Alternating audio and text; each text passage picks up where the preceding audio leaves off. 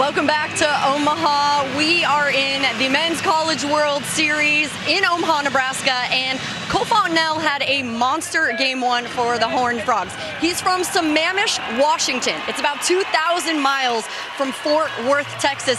But here in Omaha, he's proving it doesn't matter where you start, it matters where you finish. I'm a little bit unusual. I started at University of Washington. I grew up probably 15, 20 minutes from there. Just wasn't quite the right fit for me and ended up transferring to McLennan Community College. Best decision I've ever made. I had the time of my life there. We went to the JUCO World Series. That's where TCU saw me, and now I'm here, and I'm super thankful. Why is Coach Sarlos a perfect fit for this job? I feel like he's a little bit different than some of the other head coaches I've seen, where he's a lot younger, he's a player, he gets it, and our practices can be a little more relaxed, but he also knows the intensity it takes to win. Yeah, he told me that his time at McLennan Community College actually allowed him to get back to being himself and having fun again. And Ben, you're gonna love this. He's leaned in to TCU in Texas. He's added y'all to his vocabulary, cowboy boots, and a hat to his wardrobe, guys. You gotta love it. He fits right in. We check out the Horned Frogs batting order, brought to you by Capital One. He's got power, a home run, and right in front of him, Braden Taylor with 48 home runs in his career, a TCU record. They will all face Connolly Early. Gets the ball for Virginia, 7th-ranked team in the country in this NCAA tournament, and Early is the junior lefty from Richmond, Virginia, 3rd team All-ACC, and a transfer from Army, where he spent a couple of years. So naturally, his nickname with the Hoos is Sarge.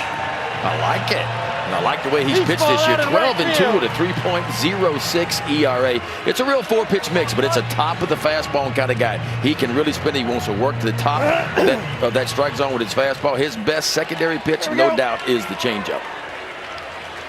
And he's on the bump in a win or go home scenario. TCU's leadoff man Eli Nunez bunts it foul, and away we go. Boy, these teams played in some of the thrillers that we showed you off the top. We've had 4 games already, and 3 of them were decided by 1 run. And then in the other last night, Tennessee LSU, that felt like a 1-run game. It ended up being 6-3 LSU, backed by the star power of Paul Skeens. Yeah, I'll tell you what. Tennessee made a good run on Paul Skeens right there towards the end of the game. But Paul Skeens, I mean, it's something that I don't think any of us have seen at the collegiate level. He had 12 strikeouts, averaged 100 miles an hour with his fastball. And now on day 3, Nunez cuts through a fastball, and it's 1-2 against Early. And that's kind of where that fastball is going to be for Early. It's going to be 88 to 92. Good 4-seamer right towards the top of the zone. It's his best pitch. Opponent's hitting 220 off of it. He's got 56 of his 98 strikeouts on that fastball. It's a slice down the line. That is a fair ball for Nunez, and it caroms off the sidewall. He is speedy, and he is a catalyst with a leadoff double for the Horned Frogs. Well, how good was this, huh? Lefty on lefty matchup. And if you're a left-handed hitter against a left-handed pitcher, you got to stay in there because you got to be able to get to the ball on the outside part of the plate. And watch this approach by Nunez. 4-seamer working away from him. The hands go first. The barrel right behind it. He just slices this ball right down the left field line. And what a start for the Horned Frogs. Lead-off double. Nunez, the junior from Arlington, Texas, 3-year starter for TCU. He had a hit and a couple of walks on Friday against Oral Roberts for TCU. So he starts this with a double. And now here's the freshman catcher Carson Bowen, who squares and takes a knee-high strike. Bowen from California, honorable mention Big 12, 3rd on the team with that OPS mark, behind the aforementioned Fontenelle and Taylor.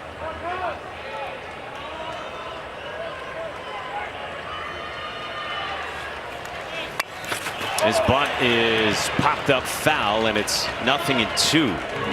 Again, elimination game. Both these teams trying to avoid back-to-back losses. And the good news for both these teams is that they haven't done that in a while. You got to go back to April for both of them. Both of them, yeah, before they've lost 2 games in a row. Boy, TCU got hot at the right time. They were just kind of muddling along at 23-20. And all of a sudden, won 19 of their next 21 games coming here to the College World Series. This is fouled away. And then Virginia, meanwhile, a 50-win team. And remember, they lost, like we said, game 1 of their super regional against Duke. So they bounced back last weekend, and now they're trying to do the same here today.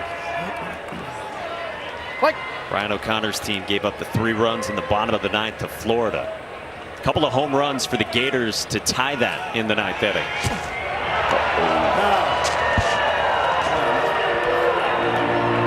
Not on the bag, but at least in the vicinity. Yeah, got the wires crossed on that one. Second baseman Godbout was not covering.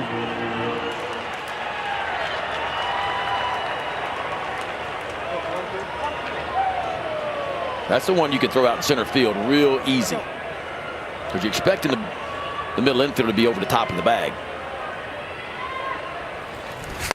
That's up high, and then it's jarring when they're not there. Because all of a sudden you got to change. You know, you got to make sure you get the ball to where he is versus over the top of the bag. All's well that ends well for the Cavaliers, but now it's 2-2 on Carson Bowen. Boy, keep an eye on TCU. They love to take an extra 90 whenever they can. This is lined to right center, and it drops down, a base hit. They wave Nunez and then pull him back to the bag. He had to wait on it initially off the bat of Bowen. He's got a single, and TCU's got him at the corners with nobody out. Boy, I love this approach so far by TCU against Early. Not trying to pull the ball, just working it the other way, respecting that changeup. And this ball is just kind of served out in right field. You can see Nunez not sure. He's got to make sure the ball's not caught. It's a big turnaround third, and he just puts on the brakes. But you can see right there where the throw was, he would have scored.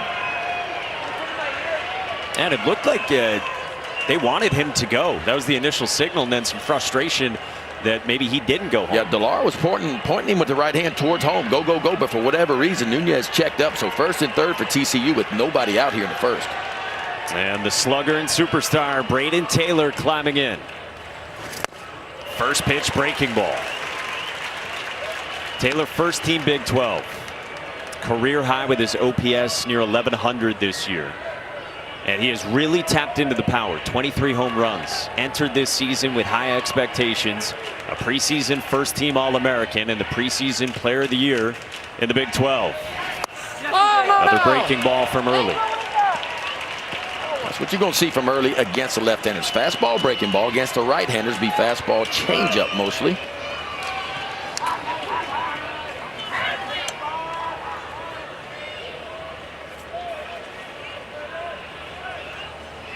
Good numbers for Braden Taylor in spots like this. The 1-1 cuts through a heater. That's what you were talking about. Elevated fastball. That's what he wants to do, because he can spin it, right? He can really spin the fastball, Ken Early, meaning that it just has that good carry through the zone. So he wants his fastball to be right at the top of the zone, and when he gets ahead, he'll even expand from there and throw it a little bit higher in the zone. First and third in the first. The 1-2. Taylor takes away.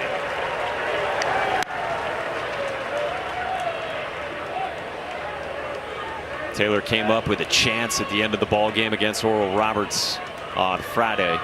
Kirk Sarlo said, boy, his at-bat was awesome. He hit it right on the button as TCU threatened. But he strikes out here.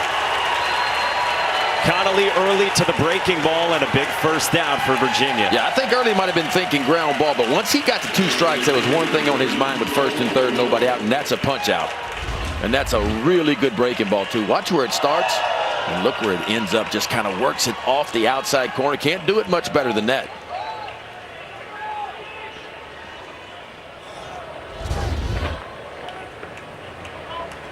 So Taylor goes down. First and third, 1 out into the cleanup spot for the Horned Frogs for Cole Fontenelle. Danny told you from Sammamish, Washington. And then he starred in Fort Worth this year. OPS again, right around 1,100 like Braden Taylor. Honorable mention Big 12 choice. And a big day Friday, 2 for 3, a home run and walked.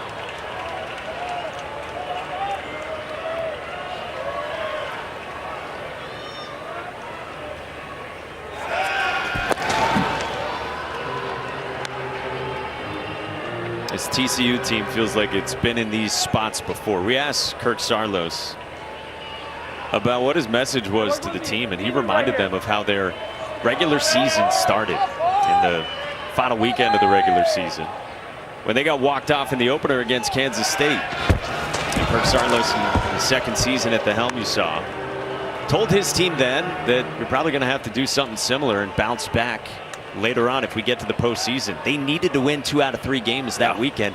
They did. They got a robbery in the Saturday game, the finale of the regular season, and they're hoping for a similar tune here today. That's a strike with a fastball. Yeah, I mean, the 8 teams that showed up here, I mean, seems like all 8 fought some type of adversity through the year. And I think those are the things that make you strong as a team. When you have those comeback victories, when you hit a bump in the road and you figure out how to get out of it and get going again, it makes you stronger to get through it. And there's a bunch of resilient ball players. And certainly these two and these teams, when you talk about TCU and Virginia, very resilient. Oh, outside. Yeah, Kirk Saarloos said to us this morning, we've made it hard on ourselves all year, some of that adversity. And just wanted to remind his team after the game Friday that, hey, the last time that you took a gut punch, you figured it out. Just got to flush it. 2-1. That's fouled away, and it's 2-2 on Fontenelle. Well, if Early can land that changeup like that in plus counts, in fastball counts, that is a recipe for success for him.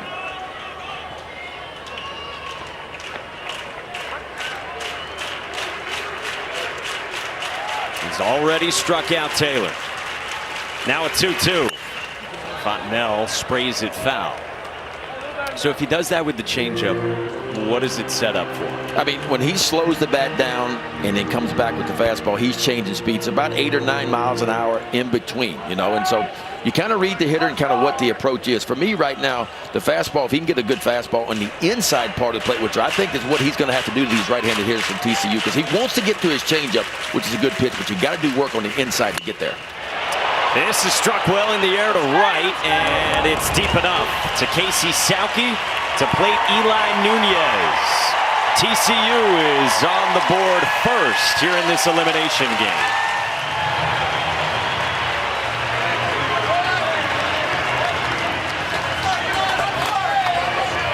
Well, this is something they're used to. Playing some good baseball recently, and again, they had to pick themselves off the mat at the end of April, sitting there at 23-20, 7-10 in the Big 12. And you talked about how hot they were coming here. 19 of 21 were wins before coming to Omaha. And if you look at those 21 games, the batting average was .351, the fielding percentage .989, and the ERA just 3.1. So they have certainly picked up, has TCU, in the last 22 games. 2 outs, man at first for Trey Richardson. And you could see that approach by Early. He tried to get that fastball into Fontenelle. It just didn't get quite far enough in there. Fontenelle's so strong, just shoves it out towards right field for a sacrifice fly. If you can't get in, it just diminishes how effective the changeup can be to right. That's right. I mean, the more he speeds it up and makes them think he may work on the inside part with the heater, the quicker they got to get their foot down and go, which really opens up the outside part of the plate for his all-speed stuff. Well, this is a breaking ball lined to left, and Harrison Didewick is there to end the inning. Couple of hits and a sac fly for TCU to get a run on the board. And now Virginia bats for the first time on this Father's Day in Omaha, Nebraska. The NCAA College World Series is presented by Capital One. What's in your wallets? Father's Day for these head coaches. Kirk Saarloos for TCU and Brian O'Connor in year 20 in Charlottesville at the head of the Hoos. In Omaha, Nebraska, here in the middle of June on day 3 at the Men's College World Series. And the Virginia batting lineup is brought to you by Capital One. Griff O'Farrell right at the top. You got Batman and Robin, like you said, and then you got a guy with 107 hits this year. Yeah, this offense can do it. One of the top offenses in the country. Batting average, how about 334 is what they're hitting as a team. That's number 1 in the entire country. Number 8 in the entire country in runs per game. Here's the pitcher they will face, and Sam Stottenborough. Stottenborough, 5th-year senior graduate student. First year at TCU, makes his way from Cal. Pitched 4 years at Cal. Man, lean on your experience with him. How about 268 career innings pitched. That is big time. Changeup is a difference maker for him. The fastball's solid, 88 to 92, and he'll use it a good bit. But when he gets that changeup going, it can be the difference maker. Opponent's only hitting 175 off the changeup, and it's got a 40% swing and miss. College average about 33% swing and miss on the changeup. Yeah, so that's elite for Sam Stoutenborough. We're good. California native from the Golden Bears to the Horned Frogs. Kirk Sarlo said to us this morning, this guy's been a huge stabilizing force for our team. Griff O'Farrell's got hit number 108 as he bounces one on the first pitch past Braden Taylor and digs for two with a leadoff double. Here comes Virginia facing elimination. How about this? Back-to-back leadoff doubles for each team. And Virginia, I have a feeling, is going to be aggressive. And why wouldn't you be aggressive against Stoutenborough? I mean, he throws a lot of strikes. Only 16 walks and 65 2/3 coming in. So he's going to feel the zone up. It's just a hard chopper right over the head of Braden Taylor over at third base. 20 doubles for Griff O'Farrell now of that gaudy program record hit total. So he's on for Ethan O'Donnell, junior center fielder from Highlands Ranch, Colorado. First team All ACC in his first year with Virginia after transferring in from Northwestern. Yeah, and this dude here can handle the bat. His job is to get a ground ball to the right side. If he goes through, that's icing on the cake, but he's got to find a way to move that runner from second to third and have him over there with just one out. And that would bring up an opportunity for Geloff and Teal and Ethan Anderson in the heart of the Virginia lineup. This is pulled to center, and it drops down in front of Nunez. So, just like TCU had in the top half of this first, Virginia's got him at the corners with nobody out in the bottom of the first. Virginia aggressive early.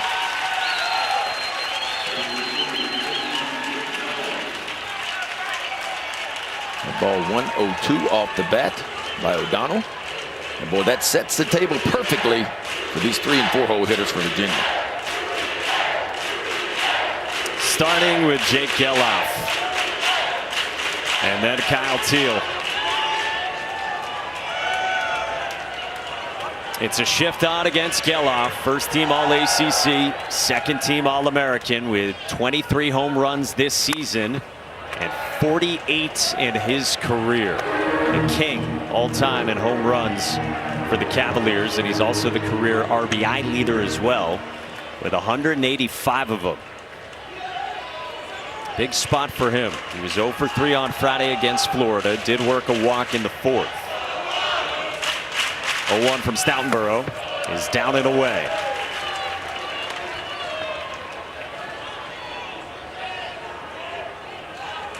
Those are just big numbers in 3 years for Jake Geloff, playing for the second time at the College World Series. 1-1. Geloff bounces it up the middle at Trey Richardson to the bag. Safe at first, and O'Farrell scores. We're tied at 1 here in the first on an RBI ground out from Jake Geloff. Boy, Stoutenborough had the right idea. He's trying to minimize damage, tried to get that ground ball double play. It just was not hit hard enough. We got a tie score. See Richardson steps on the bag and across the diamond, but not quite in time.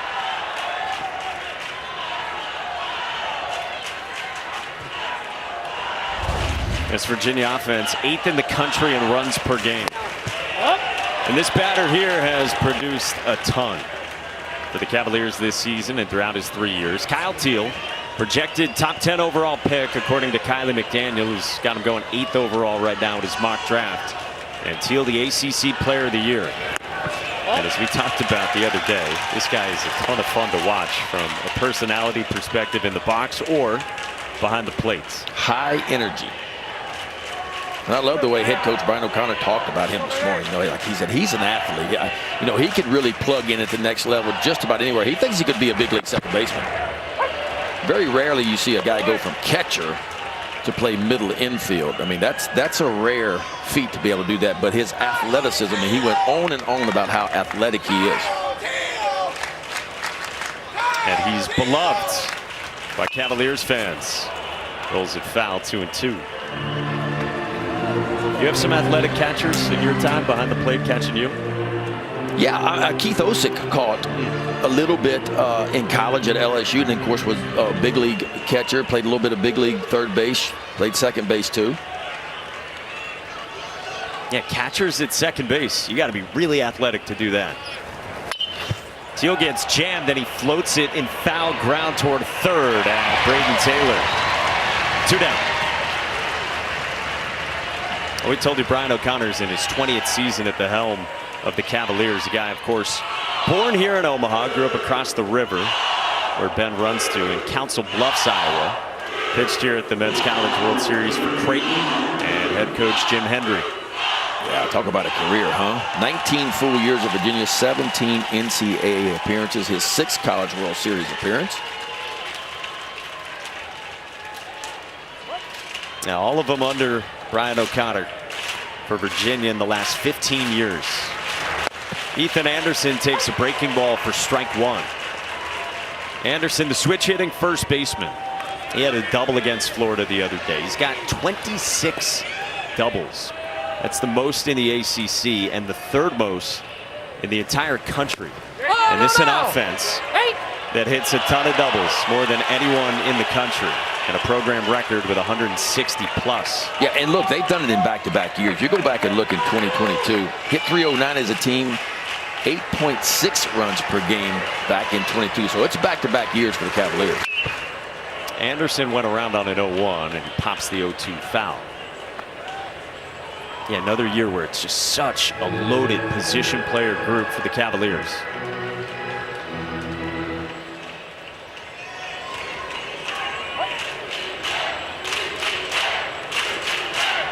Two outs and a man at first, and the 0-2. Runner goes, the pitch, a ball. Carson Bowen's throw is not in time to get Jake Geloff. Picked a good one to go on. Yeah, only Geloff's 3rd bag of the year.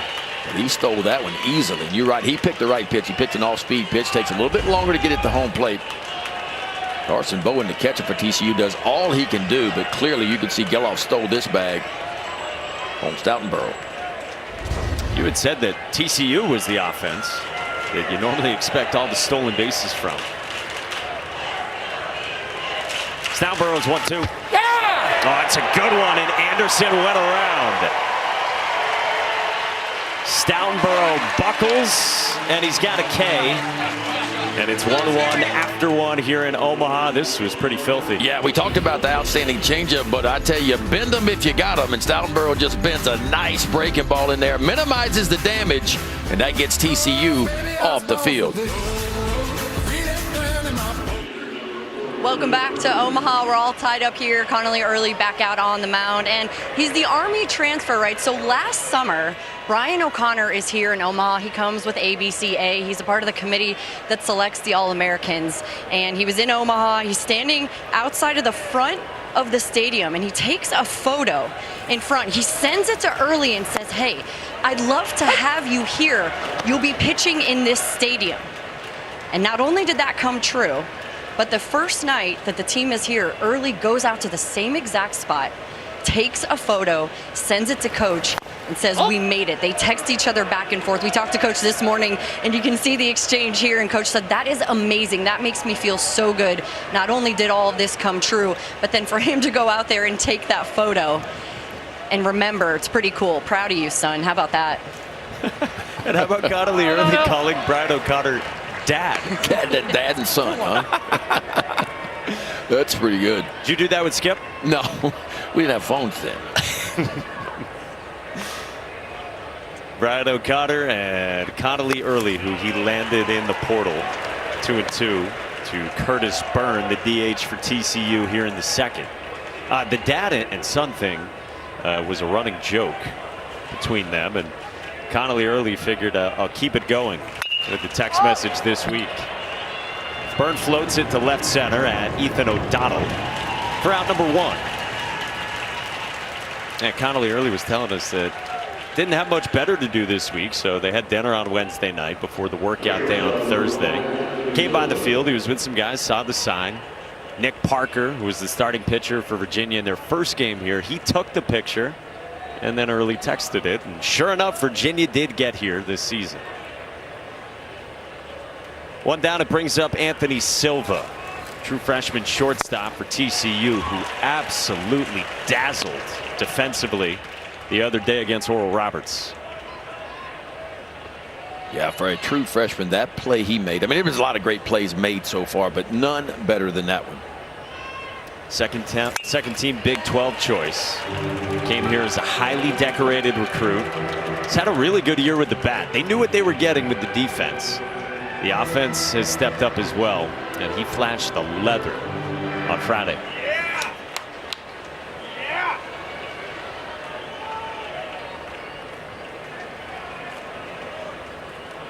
0-2. Up the ladder. As promised from you, Ben. That's what he's going to do. That is exactly what Early's going to do. When he gets ahead, may show you occasional off-speed pitch, but he likes to take that four-seam fastball and ride it just above the top of the zone. How about this? Can't do it any better than that. You can see the catcher Teal with a high target. He says, left-hander, give it to me right up top and exactly where it is. Connolly Early got named a first-team All-American on Wednesday. He is pitching his best baseball, Brian O'Connor said to us this morning, here in the NCAA tournament.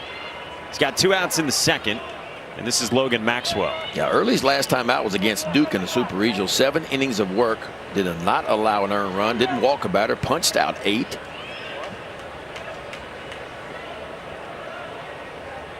Part of a pitching staff for the Cavaliers, 4th in the country entering here in ERA. By the way, you got the 1 and 2 pitching staffs in team ERA as well. Wake Forest and Tennessee. And Connolly Early pitching in front of his parents, including Todd on this Father's Day. This is pulled on a line to right. That's a fair ball into the corner for Logan Maxwell. He's got a 2-out double for TCU here in the second. Yeah, Logan Maxwell kind of been in and out of that lineup. Kurt Solos kind of messes around occasionally with his 8-hole, but if you look at the numbers, Maxwell hitting .357 off left-handed pitcher this year, and that number just went up. Fastball working to the outside part of the plate. He just goes out and hooks this one. Just gets around it and hooks it down the right field line. So a 2-out double for TCU.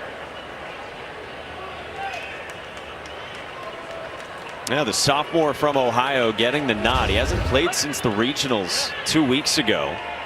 Last hit had been 16 days ago, and now already the second double for TCU. Getting the nod over Luke Boyers and trying to start something with 2 outs for TCU against Connolly Early. Now it's the 9th spot in the right fielder, the 5th-year senior Austin Davis.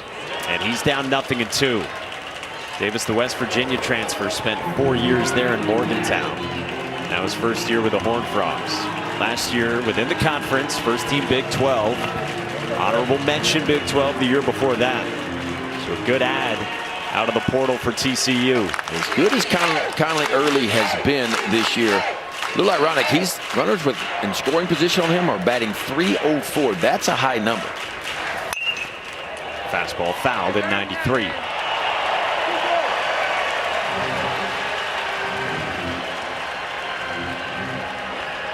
A nice play made there in the seats. I sat in the seats for about 3 innings last night. Good view. Where were you? I was right above the third base dugout, about 15 rows up in the shade. It was nice. Except for a little delay that you guys had yesterday, the weather has cooperated. Weather's been good. Yeah, and the weather was perfect yesterday other than that slight delay. I wanted to get a side look at that Paul Skeens fastball, and you got to focus because it's a blur going towards home plate from the side. I can promise you that. He threw 46 pitches that were at least 100 miles an hour. That's crazy. Early's 1-2. And Davis stays alive. Yeah, and it looked 100 miles an hour from the side. Like and you know what's cool about it? It's efforts. No effort to it at all. It just seems easy and smooth coming out. But what impressed me, we know about the power slider and the power fastball, but he recognized something early in that game against Tennessee. A base hit, the line out to Tommy Tanks over at third base, and he says, Tennessee's trying to ambush me a little bit. They're trying to go hunt my fastball. I got something else for you. And all of a sudden, he tripled his usage on his changeup, and it was an unbelievable pitch. So just another bullet, if you will, in the belt of Paul Skeens. 2-2. Kirk Sarlo said this morning as if he needed a fourth plus pitch. Exactly. Because I felt like you're watching him a lot this year. He could get by with fastball slider. Didn't really need the changeup. He'd fish it in there 4 or 5% of the time. He showed you something a little bit different. It's what you call big league ready stuff. Yeah. 2-2. Bouncing ball forces early off the mound. He spins and throws high, and Davis is on. The inning continues for the Horned Frogs. They've got him at the corners with 2 outs in the second. Yeah, full swing by Davis here, and you couldn't have rolled the ball down the line any better than where Davis just hit this ball. Right off the end of the bat. Early does everything he can get to it, and how about the play by Anderson at first base? He goes up the ladder to keep that ball in the infield. And I think even with a good throw, I'm not sure Early's going to get Davis, who's got 22 bags on the year. He can really run. And has throughout his 5-year career. He's on. Maxwell's at third. And now back to the top for Eli Nunez, who had the backside double his first time to start this ball game. Early deals. And goes with the off-speed down for ball 1.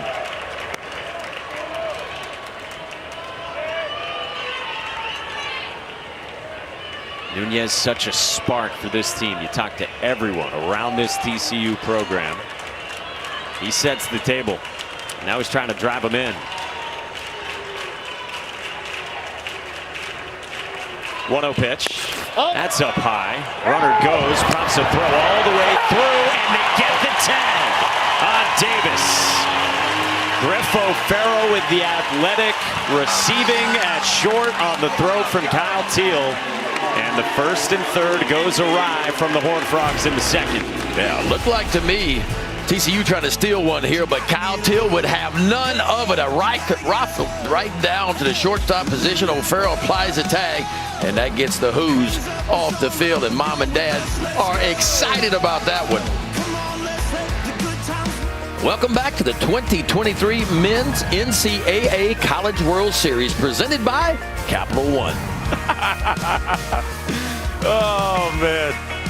Here we go. Look at this. Racing the drone. Out on the pontoon boat. That's a good day. Wouldn't that be perfect? Come watch some of the ball game, then head out there and just start cruising. It is a beautiful day to be on the water. A beautiful day to be at the ballpark as well. Yes, it is. As we go to the bottom of the second, 1-1 our score. Elimination game here on day 3. Men's College World Series. And this is the first elimination game. TCU was trying to start something first and third there on the base paths with 2 outs. Come up empty. And now Casey Sauke leads off. Talented right fielder, sophomore from Rochester, New York, in the 6th spot. Facing Sam Stoutenborough, who threw 17 pitches. Gave up a couple of hits in the first. 2-2. What'd you think of that aggressiveness from the Horned Frogs on the base path? It almost looked like a little bit of communication. I thought it was going to try to steal one with a kind of first or third, take off early, maybe stop getting a run down and let the run get a chance to get home. But an outstanding throw and a very, very athletic move by the shortstop. O'Farrell up the ladder and quickly applies the tag. These Virginia position players, it's kind of what they're all like. They're just really athletic across the board.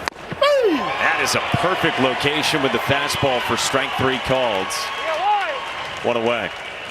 Well, it's the fastball kind of runs back, a little backdoor two-seamer. It almost looked like kind of starts it off the outside corner, or maybe just off the edge, and it thing works right back over the plate. Well done.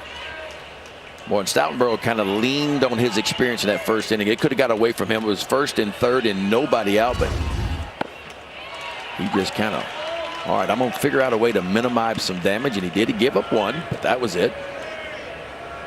You said all the innings he's thrown in his career, like creeping closer to 300. That's a lot in a college career. You start approaching 300, that is a lot. And of course, there's no substitution. People can tell you how to go do it and what you got to do to be successful, but you never really learn it for yourself until you get out there and you accumulate those innings. You get yourself in jams. You find a way to get yourself out of jams. You fail, you succeed. But once you get to the point where you've accumulated, it's almost like a veteran pitcher in the big leagues, right? Never really hit the panic button. Okay, I've been here before. I know how to work myself out of these jams. I can bend a little bit. I just can't break, meaning I might give up one every now and then, but stay away from the crooked numbers. And that's kind of what Stoutenborough gives you.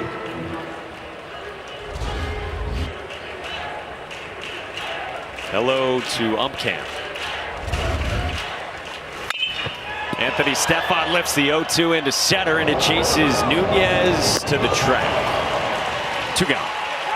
That ball carried better than I thought it did with the wind blowing in. Sure did. Hey, for exclusive coverage of today's game from our umpire cam, check out our Upcast on ESPN+.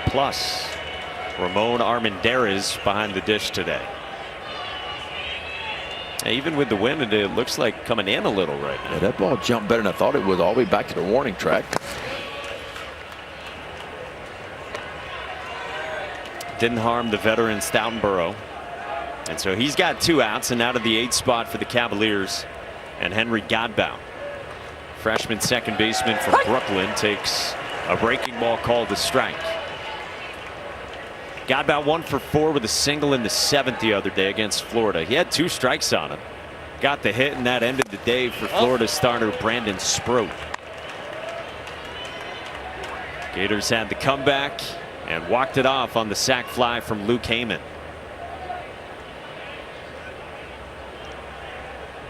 To 1. Bouncing ball right side at Trey Richardson, who shuffles the feet. And it's 1-2-3, our first 1-2-3 frame of the day through 2 in Omaha. Here's how the headlines look through a couple of days here at the Men's College World Series. We told you about all the close games that we had over those first 2 days. 3 of them decided by 1 run apiece. Wake Forest came here as the #1 overall seed here in Omaha at the College World Series. A place they haven't been since 1955. They got the comeback win on Stanford. And then Ben had the seat behind the third base dugout to watch the flamethrower and the best pitcher in the country, Paul Skeens. What would he look like right now if he were in the big leagues, you think, Ben? Who, Skeens? Yeah. You know, I've been saying this for a couple of months, and after I saw him enough times, you know, you could take him tomorrow and plug him in certainly to a major league bullpen right now, and he would hold his own. You know, there's no doubt in my mind. And what he showed me last night, the ability to go to his 4th best pitch and actually dominate with it, that even took it to another level for me. He's a guy certainly that's not going to spend much time in the minor leagues at all, you know, and he's worked his way from a guy this time last year most people thought was a back end of the 1st round to maybe an early 2nd round pick to could be the 1st pick in the country. Now that's how fast he rose up the draft board. He was spectacular for the Fighting Tigers. 1-1 our score, TCU and Virginia. Top of the 3rd. Eli Nunez back in there against Connolly early. 2-2 the count. There is a lot of talent here. And we said this in day 1. I mean, this is arguably the most first-rounders we've seen in I don't know how many years, and future first-rounders as well. Jack Caglione at Florida, just a sophomore, going to be obviously the top pick or one of the top picks in next year's draft. Saw Kyle Teal behind the plate, who's projected as a top 10 draft pick. We've got 6 of the projected top 10 in Kylie McDaniel's mock draft here. Oh no. Full count.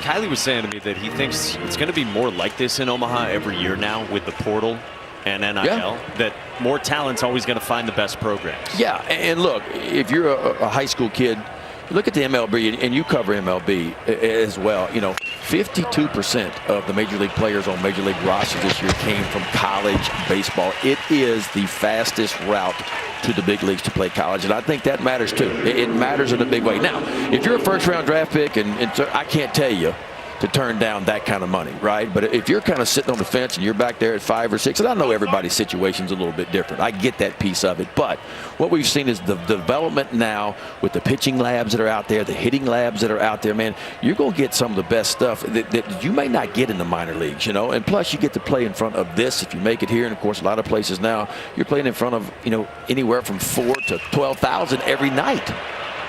Carson Bowen lines one into center, and he's got a 1-out hit here in the 3rd. Yeah, guys, I mean, think about Dylan Cruz. That's exactly what he did, right? I covered that guy in high school. He was dead set on coming to Baton Rouge and being part of that program. He said he didn't have all the keys. He didn't have everything he wanted. And so he said, I know going to LSU is going to help me have all of that and more. And look what he's done for himself there. Yeah, no doubt. I mean, the NIL is going to help. That piece of it's going to help. And look, some of these kids just want the college experience, and that's what Dylan Cruz wanted. He took his name out of the draft 3 years ago, was going to be a back end of the 1st round, and he says, no, I want the college experience. I want to be a part of that. Well, think about this matchup right here. You got Braden Taylor in the box, likely 1st rounder. Kyle Teal right behind him. As we've said, a surefire 1st round pick as well. Bowen aboard, his 2nd hit in as many trips, and 1 out for Taylor. So Teal, he's an interesting guy, like we talked about behind the plate. Drew Dickinson, his pitching coach, was telling us he's like a ninja back there with the activity in his receiving, but his pitch framing numbers this year have just been excellent. Yeah, and that's why they think he might be able to play second base at the next level, because the hands are so good. And he's kind of unconventional in some ways, you know, because he likes his hands and trusts his hands so much. He's not your typical catcher sometimes on blocking balls, right? I mean, you're taught as a catcher to move laterally as quickly as you can to be able to not use your glove, but use your chest and keep the ball in front. He's so athletic, he just kind of picks it to the backhand and the forehand side occasionally. He's a really impressive guy, and he's been busy at work already with the activity back there. Yeah, that's a good block right there. How about that throw? Just a rocket down right there. It's a big arm. That's where Kylie's got him, at least as it stands right now. Taylor waiting on a 1-2. Breaking ball pulled. Fair ball past the dive of Ethan Anderson. Bowen motors to 3rd. Ball kicks away off the sidewall. And Bowen gets stopped at 3rd after a ringing double off the bat of Braden Taylor. Well, this is an absolute rocket here. And Ethan Anderson, the first baseman for Virginia, does all he can do to keep this in front. Like a little slider, trying to work it to the back part of the plate, but it never got there. Set right in the center part of the plate. And Braden Taylor just turned this one around quickly. How about that? Just a rocket right by a diving Anderson. Gets down to the right fielder. Salke quickly gets it in, but 2nd and 3rd, and just 1 out for TCU now. And so it's another chance for Cole Fontenelle after another one of these projected 1st rounders. Like we said, Braden Taylor delivers his 15th double. Fontenelle had the sac fly to right his 1st time. 2nd and 3rd, 1 out, and a heater misses up for ball 1.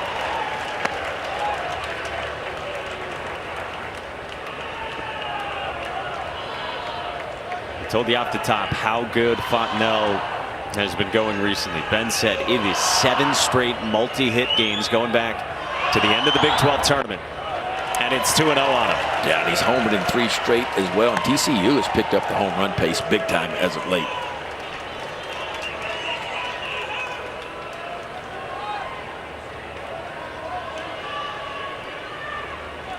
Kirk Saarloos wanted someone who could protect Braden Taylor in this lineup.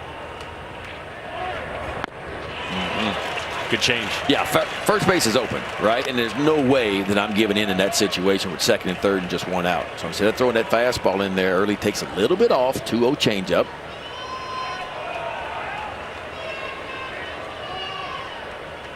Fontenelle's got good numbers against lefties, but has had a high whiff rate against breaking balls. Like that. Didn't pull the trigger. 2-2. Well, that's 2 outstanding pitches by Early to get right back in this count. Down 2-0, change up, then a breaking ball. Remember, Fontenelle shot a fastball kind of enter third out toward right center field for an RBI sacrifice fly.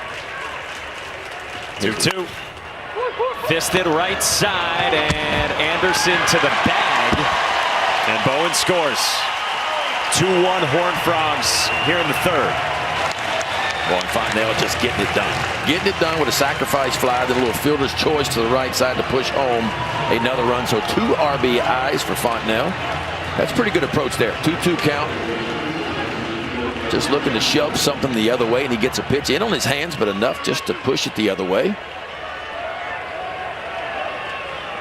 And Sonny Dykes loving it. And TCU back in front. There he is with the slick Frogs hat. Shades on, ready to go. Strike one to Trey Richardson. The head ball coach watching Kirk Sarlos's bunch. Fontenelle's now got 5 of the 7 RBIs for TCU here at the Men's College World Series. Pitching into a righty, it's 0-2.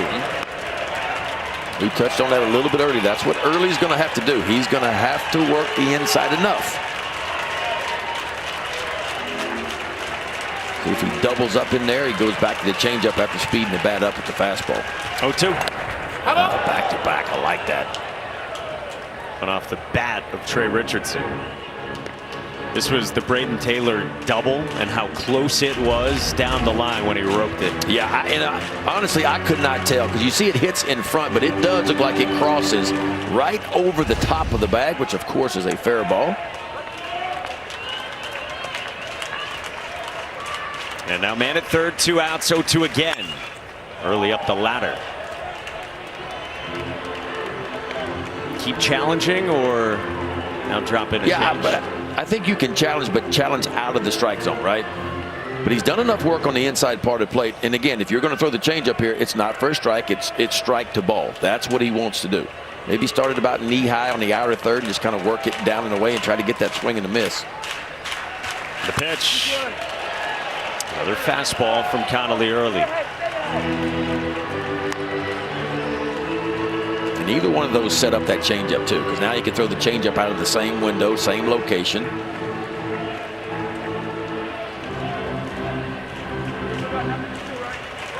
Against Richardson, the Kingwood, Texas native, and the Baylor transfer. Against Connolly Early.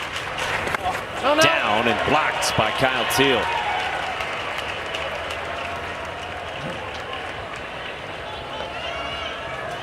There's a pitcher you got to have trust, right? Another run just 90 feet away. I got to be able to bounce a ball to strike a guy out to get off the field every now and then. So I got to be able to trust my backstop to know that he is going to put his chest in front of it and keep the ball right around the home plate. Teal encouraging Connolly Early. 1-2. Richardson rolls it gently to Geloff, who charges and ends the inning. TCU gets a run to go in front, and Connolly Early leaves a man over at third. Well, you know Geloff can swing it, no doubt about that, but playing a little bit of defense too. This is tough. Catches it off his left side and rips it across to Diamond to get Virginia off the field, but TCU with a 2-1 lead. Back at Charles Schwab Field, happy Father's Day to all of you out there watching. From our ESPN crew to your homes. At the Men's College World Series, TCU and Virginia headed to the bottom of the third on a spectacular day for baseball. With Ben McDonald and Danny Wexelman, I'm Mike Monaco, our crew behind the scenes. And the Cavaliers bat with 9-1-2 here in the third against Sam Stoutenborough, who's behind in the count 2-0 to the Virginia left fielder Harrison Didewick. He had an RBI triple in the 9th inning Friday in Virginia's first game against Florida. Into the right field corner. Hits this one hard on the ground at Trey Richardson. One gone. For more information on the 2023 NCAA College World Series, go to ncaa.com. Your home for all 90 NCAA championships. Oh, good glove work there. Or good aim, one or the other. That reminds me when I was coaching coaches pitch, right? So you get to pitch to your own team. So for my whole life, I tried to miss bats. But when you're coaching, you're pitching to your own team, you're trying to hit bats, you know. And so that was difficult because most of the kids got one swing in one place. Like they're not going to swing in one place no matter where the ball is. So it's a lot of pressure on you to try to throw the ball right to where their swing is every time. It's real horrible when you strike one of them out in coach's pitch. How did your team get the name Chaos when you were coaching? Well, it started in softball, and I was a team dad and the coach and all that, so I'd go around and pick all the kids up in the middle of the day, and I'd have a truck full of kids and start off with the girls. And we only had 2 uniforms. That's all we had was 2. We had 2 different pair of socks and 2 different jerseys, and all this is. And so going around with my daughter. Griffo Farrell lines this one to center, and Nunez recovers for number 2. We picked the first, 12-year-old girl up, and it's one of my daughter's best friends. Well, she's got the wrong socks on. So she gets in. I don't say nothing. I'm just biting my tongue, Go down the road and pick up the next girl. She's got the wrong jersey on. And I looked at my daughter. I said, this is total chaos. And she looked at me. She's like, Dad, because we've been talking about what's our team name going to be. She's like, Dad, that's our team. That's what it's going to be. It's chaos. So for the next 13 years between softball and baseball, we were the Chaos. And it was chaos. That's a great origin story. It was. Good times, though, man. Yeah. Gosh, that was fun. This is Ethan O'Donnell with 2 outs here in the 3rd. Baseball, softball, sports that are just so intertwined, as Ryan McGee said earlier, with parents. And in a lot of cases, and today we recognize them with fathers. Yeah, and look, being from a baseball background, and I didn't think I would enjoy the sport of softball coaching it, but man, was that fun. A quick game. And as they got older and they got to be, 17 years old, and we were playing all around the country, I mean, you could play a game in an hour.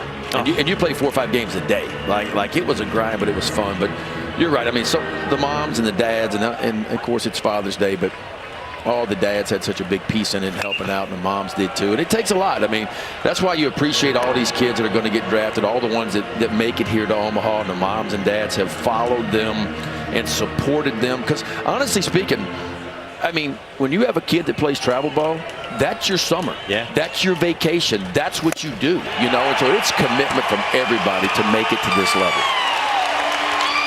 Parents, family members fired up. Sam Stoutenborough with a K-skip off the mound after fanning O'Donnell in a 1-2-3 third. Kirk Saarloos with a headset on. He doesn't disappoint.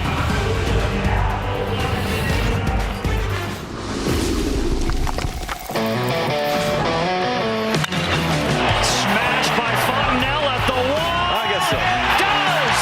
Cole Fontenelle leaves the yard. Go get cool.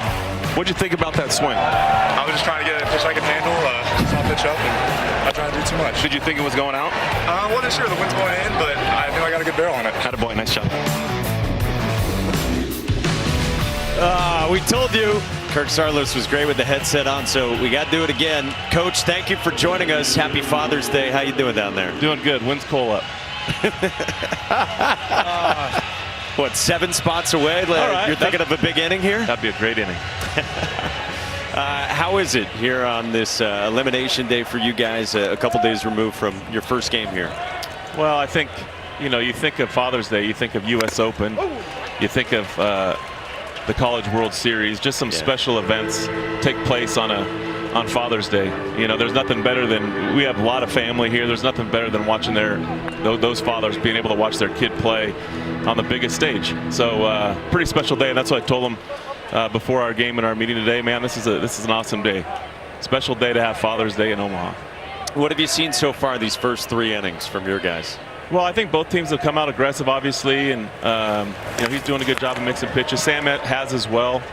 It's one of those deals where he's not going to, you watch the other games, and those guys are throwing changeups as hard as Stout's fastball.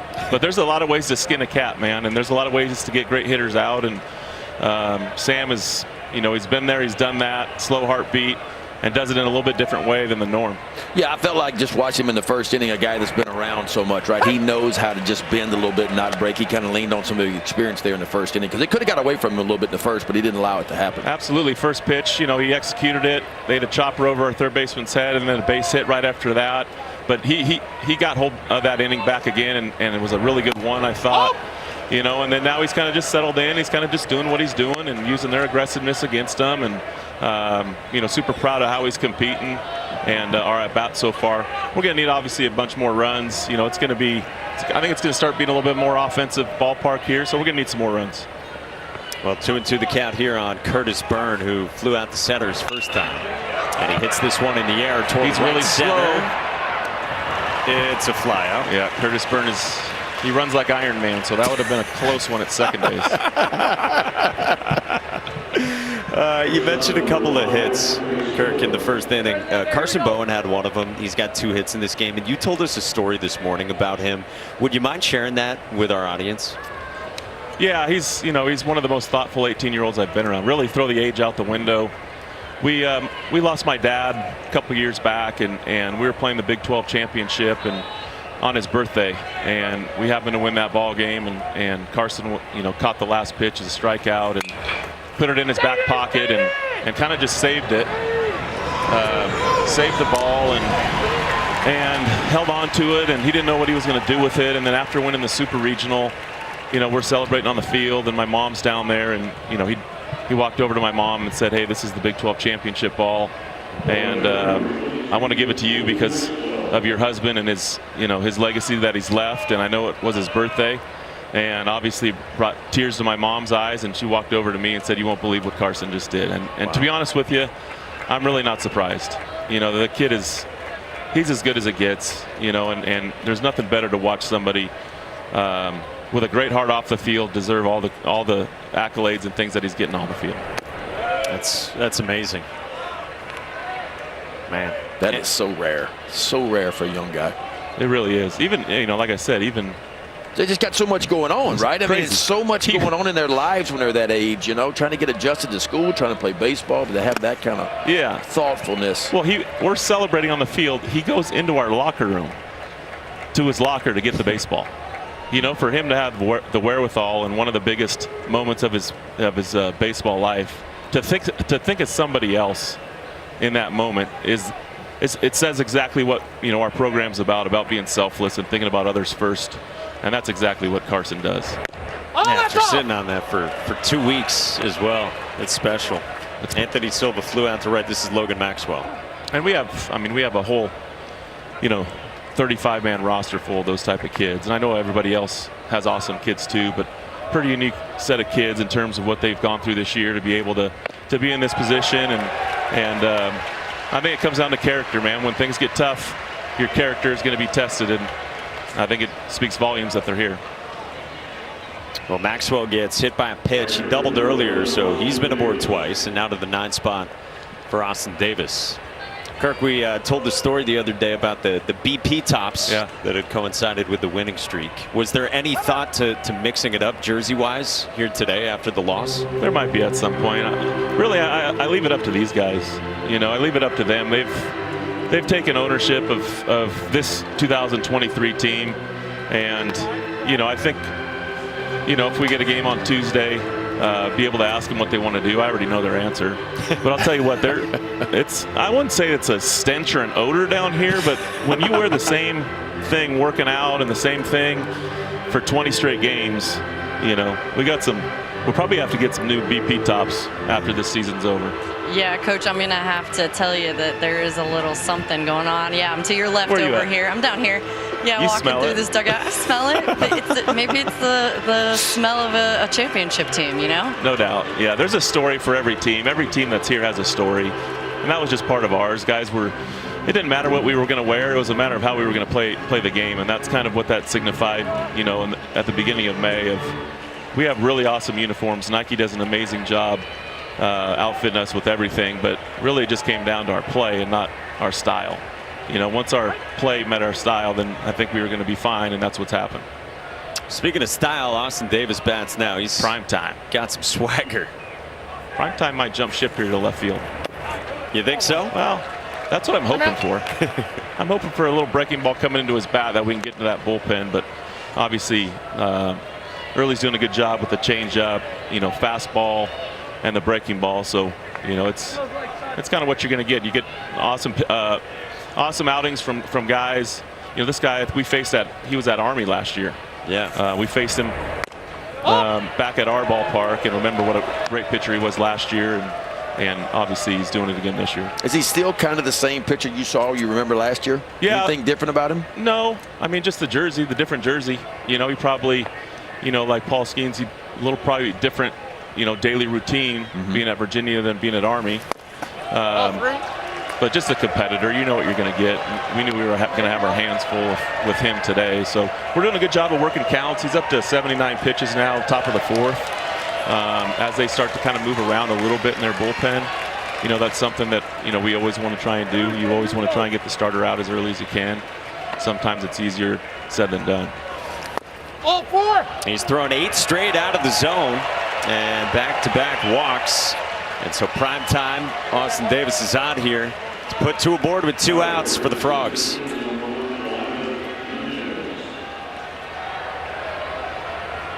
Let's see what Brian O'Connor's thinking in there in the Virginia dugout. Lineup turns over back to the top for Eli Nunez. And if you haven't noticed, our third base coach is still wearing a sweatshirt, and it's 90 degrees. So I got to give Coach DeLara credit, man. He's stuck through it. In Arkansas it was hot. He was over there coaching third in that sweatshirt. So the guy's a total chief.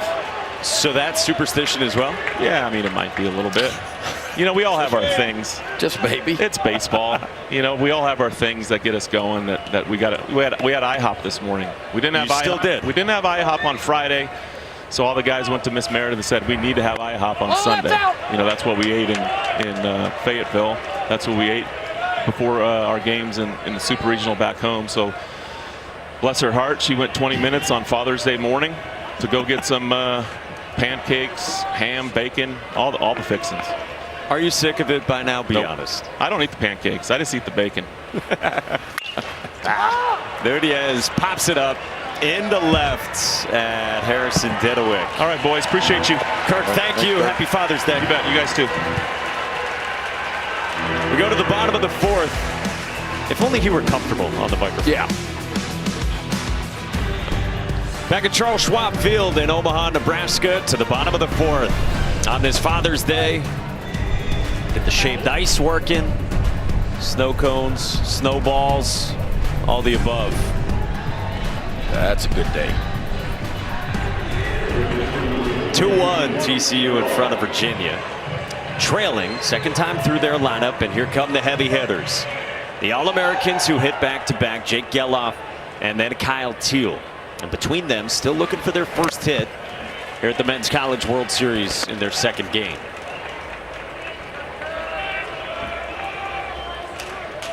Geloff had the 6'4" fielder's choice that he reached on that plated Griff O'Farrell back in the first, and a mighty cut to make it 1-1.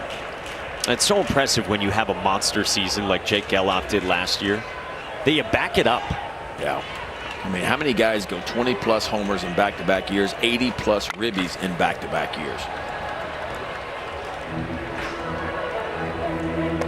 Set the Virginia single-season RBI record with those 81 last year, and then broke his own record with his 89 coming here to Omaha this year.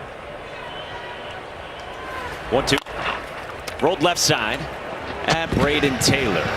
One away for Kyle Teal, who works at all hours, Danny. Yeah, he does, guys. And the Tuesday before they left for Omaha, he goes to Justin Armistead. He's their ops guy. He said, hey, 11:30. I want to hit until 11:30 at night, lights on. And Justin's like, no, man, I don't think we can do that.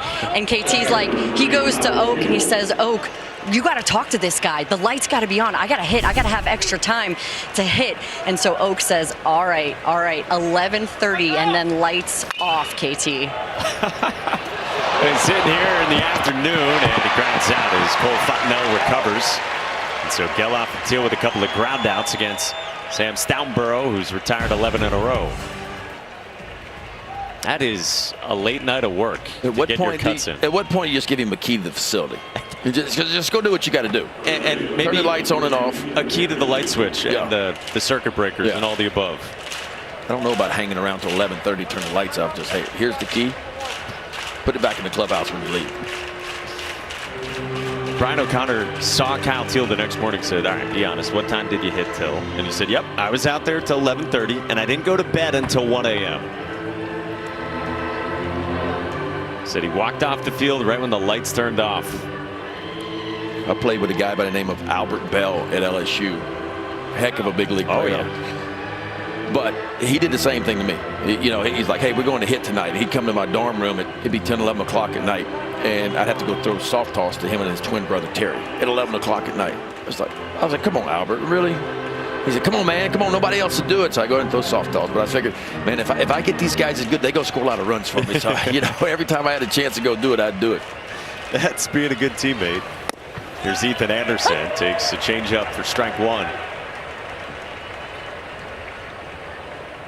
Yeah, could have said no, but you want those guys giving you run support. Exactly, and Albert was a big guy. You didn't want to say no to him too often. Anderson hits this one high in the air to right. And Austin Davis, 7-pitch inning, and how about a dozen in a row set down in this elimination game for Sam Stoutenborough. My father was my mentor. He's the reason that I got into coaching. I'm just grateful. You know, it'll be the first time that I've either played or coached in this event that he's not been in the stands. I'll say a little prayer and thank him for all he's done for me. I talked to Coach O'Connor this morning about his dad, John, and I said, what do you want us to know about John? And he said, well, there's two things. Number one, work hard. My dad was up before everybody. He got home after everybody. Commit to what you want to do and put that work in. And number two, be a good person. That's what my dad taught me. That is what Coach O'Connor told me. And we were talking a little bit about signs and you know, maybe he sees something that reminds him of his dad. And he said, for me, and he opens his phone and he's got a picture of the bird, a cardinal. And he said, cardinals are so rare to see. And I know when I see one, that's my dad, guys. It's beautiful. Certainly thinking of Brian O'Connor today and his family after his father John passed away in November at the age of 82. And thinking of Brian's mother as well, Barb. Virginia's Pitching Development Center is named after the two of them, John and Barb, in Charlottesville. Appreciate him sharing that and sending good vibes to the O'Connor family.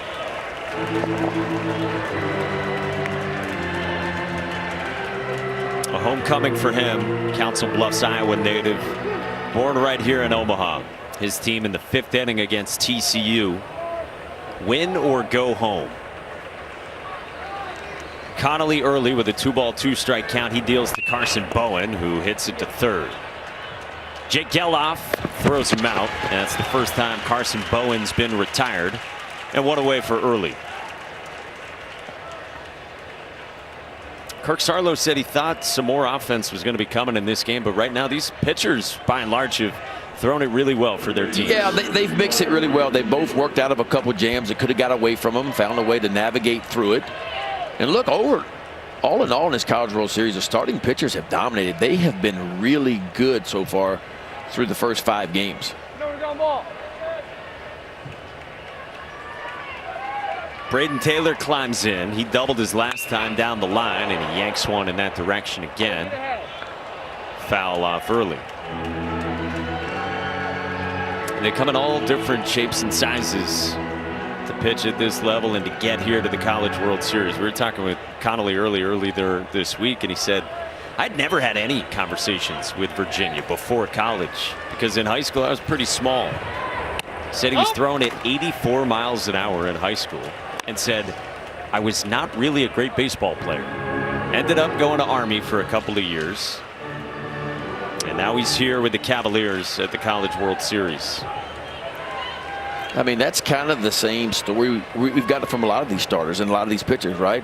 One highly recruited coming out, and it's a great story for, you know, kids in high school and junior high working their way up. Don't worry about if you're not a hard thrower. Continue to work. The velocity will come as you get a little bit older, but learn how to throw strikes at an early age, right? Learn how to throw strikes to change speeds, and if you do that, and then one day as you get a little bit older, you get a little bit bigger, the velo begins to come. And you know, Rhett Lauder was one of those guys at Wake Forest. Didn't throw real hard, but as he got older, the velo picked up, and all of a sudden he'll be a first rounder. Early gloves to retire Taylor. Tonight's Sunday Night Baseball matchup features the Yankees and the Red Sox again as they wrap up a 3-game set at Fenway. They're actually playing right now in a split doubleheader as well. That game tied at 2. Coverage tonight starts after our game, 6 Eastern, with Baseball Tonight Sunday Night Countdown. So 2 down, a couple of ground ball outs, and now Cole Fontenelle. He's driven in 5 of the 7 for the Horned Frogs here at the Men's College World Series. Yeah, what a pitching day yesterday to have Rhett Lauder on display and Paul Skeens. Good changeup to start out Fontenelle. We got a big-time pitching matchup for you tomorrow. Chase Dolander, Tennessee versus Quinn Matthews, the senior from Stanford. 2 dudes that can really do it on the bump. Looking forward to that one. 1 o'clock tomorrow. And Tennessee pitched it pretty well with some good arms yesterday. The LSU bats were just very impressive. Yeah, I mean, look, LSU finished the season, at 7-7 their last 14 games, but really got it clicking in the regionals and the super regionals, and arguably playing their best baseball of the year. That's kind of scary in some ways because they were the team preseason #1, the first 11 weeks of the college season ranked #1 overall. Fell off a little bit, kind of hit a bump in the road, but they seem to be firing on all cylinders right now. Early's 2-1 pitch up the ladder, and it's 2-2. Of course, they'll face Wake Forest, who #1 team in the country right now. Boy, they fun to watch. They can bang it. They pulled one out yesterday. Wake did. I felt like that rain delay helped the Wake out. I felt like they were a little bit tight early, being the #1 team in the country. They played a little tight, and then you get a little bit of a weather delay, a chance to hit the reset button. They came out and scored a couple runs late. 2-2. It's down. Would you put ranch on a hot dog? No. No, if I didn't have ketchup, then I'm just going to eat it meat and bread, just plain. I can't put ranch on a hot dog. If you miss it, that's what Stanford's head coach, David Esker. He said that's all there was, right? A little bit of ranch dressing, so he fired it on there. That's funny. Full uni going up to the concession stand during the weather delay. Get a little bite to eat. Ever done it? No. I've never done that. There's something about ballpark food. What is the weirdest thing you've ever done in a rain delay, if I may be so bold to ask? So one time out in Oakland, we were in a rain delay in the big leagues. The Orioles were, and we had a rain delay, and some people were doing the YMCA way out in the stands up on top, and I got out there, and of course I wasn't pitching that day, so it's easier for me. It's every 5 days, right? So I got a little time to play around, so I went and got in the middle of the YMCA dance out there one time. So that was probably the strangest thing. But you know, Cal Ripken Jr., who was a teammate of mine for 7 years, I mean, energy like Kyle Till. And during the rain delays, me and him would get together and play wiffle ball in the back. You know, we'd take a sanitary sock, like a sock we used to put on and tape around it, and of course get a broomstick or something, and I'd pitch to him and he'd pitch to me. So, you know, I just couldn't, even when I wasn't pitching, I just couldn't sit around. I had to be doing something. Yeah. I had to be doing something. And Junior was a lot like that too. So got to play 7 years with him, and we did some odd things for sure. Fontenelle worked the walk, and now Trey Richardson comes up. 2 outs here in the 5th. Pitch number 100 from Connolly early on the way. Were you like really bringing it in wiffle ball to him, like trying to strike him out? Oh yeah, he's like me. He's very competitive, obviously, and so yeah, it wasn't here it is, hit it, just see if you can hit it. It was one of those kind of things. Trey Richardson so far, line out to left and a ground out to third. Hits this one on the screws to center, but right at Ethan O'Donnell. And a 0 in the 5th for Connolly early. Brian O'Connor visits with Danny Wexelman when we come back to Charles Schwab Field. Welcome back to the 2023 Men's College World Series. TCU leads right now 2-1 over Virginia. I'm with Virginia head coach Brian O'Connor. Coach, 101 for Connolly early. Will we see him come back out? No, we're gonna go with Brian Edgington. He's gonna start the next inning for us. What do you like in Edgington? You talked to us this morning about him. Yeah, he's a veteran guy, a transfer. He threw a complete game last Sunday in the super regional final, and he just mixes and matches his pitches really well. He's got a good splitter, and they did a nice job against Connolly. He worked hard for 5 innings, but it's time to make a change here. Coach, thank you. Thank you. Guys. All right, so Connolly early will depart. in what is now a 2-1 game. TCU in front of Virginia, and it's an elimination game. So even though Brian Edgington is one of your weekend starters, so to speak, you got to win today to know if you can continue playing games. Yeah, in a perfect world, right? You got a big lead and you bring others in, but there is no tomorrow for either one of these teams. So you empty the tank and you worry about tomorrow. Well, right now Virginia needs to solve the offense. Held to just the 1 run through 4 against Sam Stoutenborough for TCU. Casey Sauke struck out looking his first time. He's ahead in the count against a tumbling Stoutenborough 2-0. We told you stability has been the big thing for Stoutenborough to this Horned Frogs staff, and after giving up the leadoff double and a single to center, he has really settled in.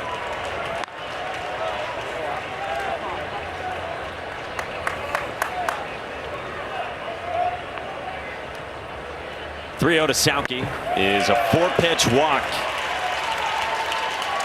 Just the third base runner that Virginia's got off Sam Stoutenborough, and it comes to lead off this 5th.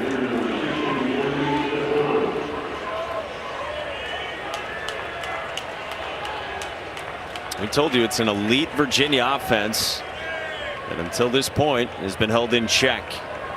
First in the country in average, first in the country in doubles. They strike out the least of the 8 teams here in Omaha. This is Anthony Stefan, who tried to hold off. He didn't offer at it, so it's ball 1. Stefan, the sophomore DH, flew to center his first time. Now we'll get Kirk Sarlos coming out to the mound to chat after 5 straight out of the zone.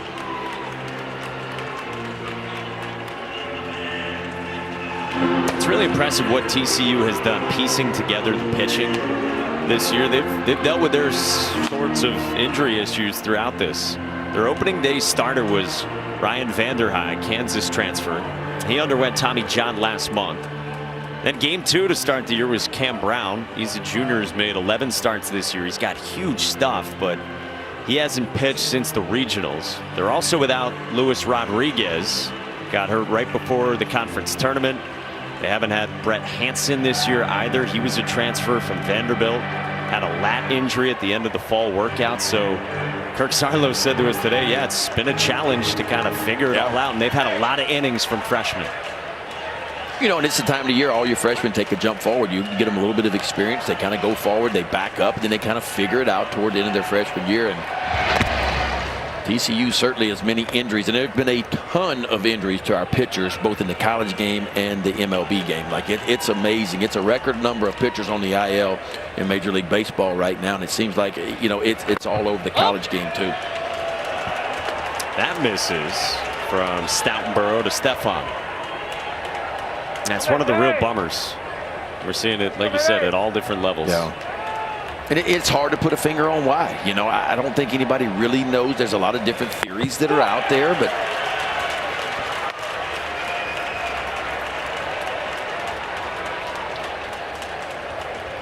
well, Stoutenborough has been so good too, huh? Not a walk going in, walks the leadoff guy. 3-0 here. Garrett Wright is up. That's a strike on the inside part of the plate.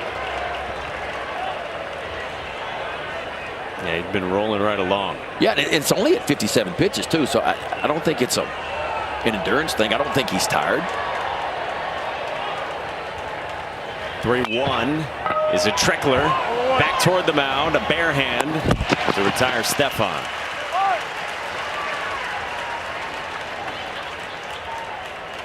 Well, Sam's mother was fired up earlier, and Ann with some deep breaths and an exhale after a 3-ball count.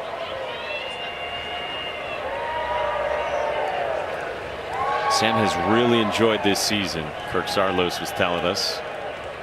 They had actually recruited Stoutenborough out of high school, California native, but he went in a different direction. You said earlier he went to Cal, but it came full circle in the transfer portal. Fouled away by Henry Godbout. You young pitchers at home, watch how Stoutenborough picks this ball up. He doesn't try to let it roll into him. Press it in the ground just like that. Get you a nice grip and deliver it over to first base. That's how you're taught to do it. If you don't press it, what what could a lot happen. of times if you treat it like your glove hand or on your throwing hand, the ball can roll up and you can mishandle it. But if you push it into the ground, that's going to make you get to it.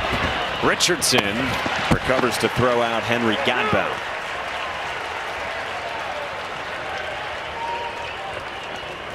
So Sauke's at third with 2 away.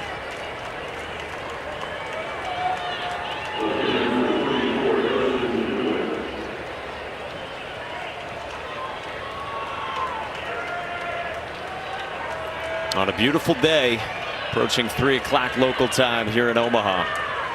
It's been a lot of ground ball outs induced by Sam Stoutenborough, who's got 2 away in the 5th. First pitch, ball 1 to Harrison Didowick, who rolled out to second himself his first time leading off the 3rd.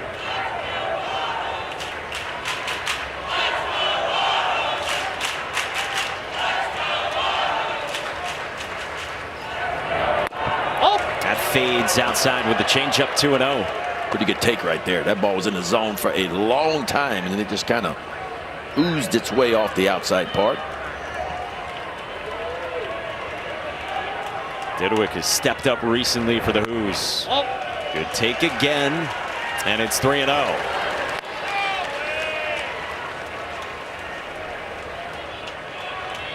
Griff O'Farrell said the other night, Harrison Didowick has been huge for us all year and recently putting together big at-bats. He's got a 4-pitch walk in this plate appearance. Second walk of the inning from Sam Stoutenborough, and Virginia's got him at the quarters here with 2 outs, down a run in the 5th. Garrett Wright is second team Big 12, the junior right-hander who's been really good the last few years pitching out of the bullpen for the Horned Frogs. And Kirk Sarlos isn't waiting any longer to turn to Garrett Wright.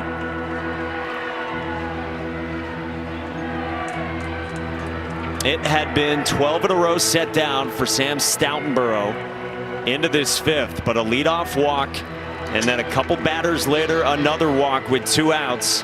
And Virginia threatens. Garrett Wright enters in the 5th when we come back to Omaha. Sam Stoutenborough has been huge for TCU this year, providing stability in his first year after 4 years at Cal, and now pitching at the College World Series.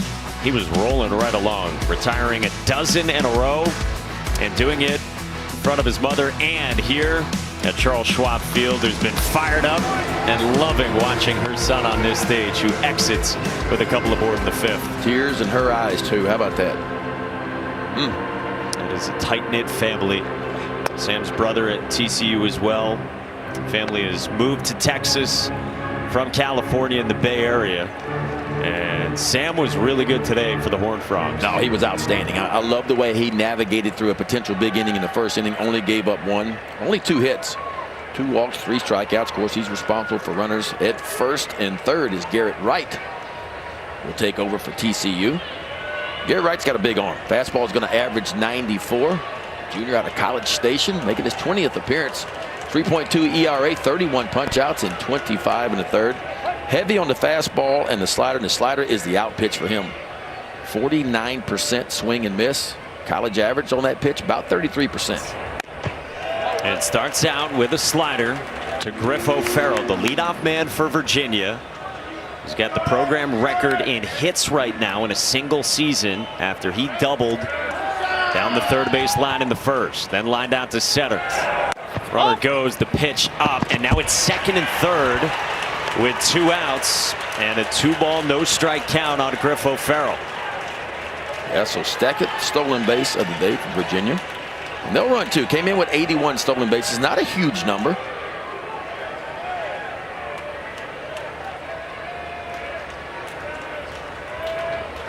Right deals.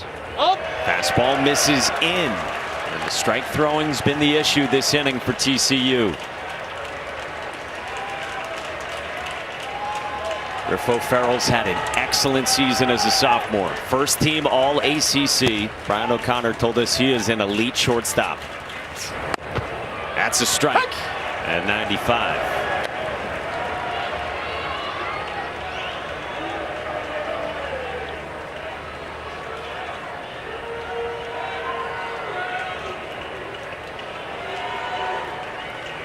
3-1 pitch. O'Farrell with a mighty cut, and it's a full count. On a slider. 3-1 slider. Not giving in is Garrett Wright. But I'm not going to give you a cookie, so he bends that slider in there to get back into count 3-2. Now, if you're O'Farrell, you have no idea what's coming. Fastball, slider. First base is open. I got to think he's going back to that slider. A fastball hit on the ground up the middle, and Silva ranges to throw him out. Wright's fired up as he strands 2 in the 5th.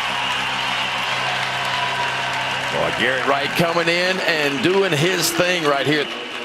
3-2 count, fastball down the middle, and there is the freshman Anthony Silva just sucking it up like a vacuum cleaner out at the shortstop position. Ranges right over the top of the bag, quickly gets rid of it, and a nice finish on the back end. And everybody for TCU is fired up right now, folks. We got a good one for you.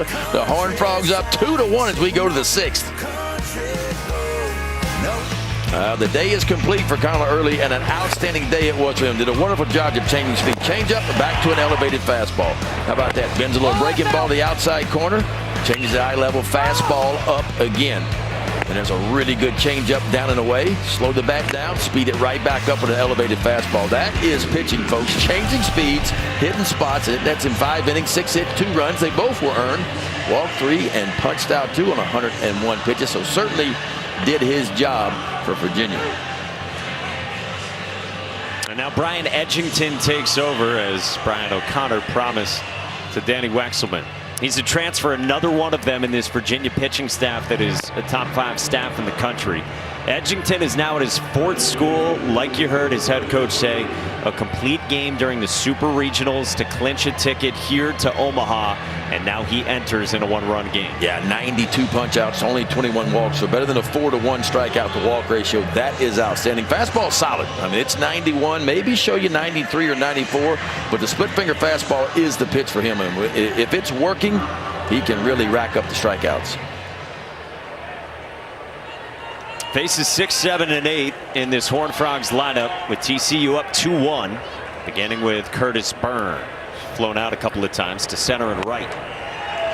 Ben, you mentioned that split finger change, and I talked to him earlier this week, and he told me that his dad, Jamie, taught him that split. And he said when he was younger, he couldn't throw a changeup to save his life. Dad goes, hey, let me see those hands. Those are pretty big hands. And he taught him to throw it. He's been throwing it ever since he was 13, 14 years old.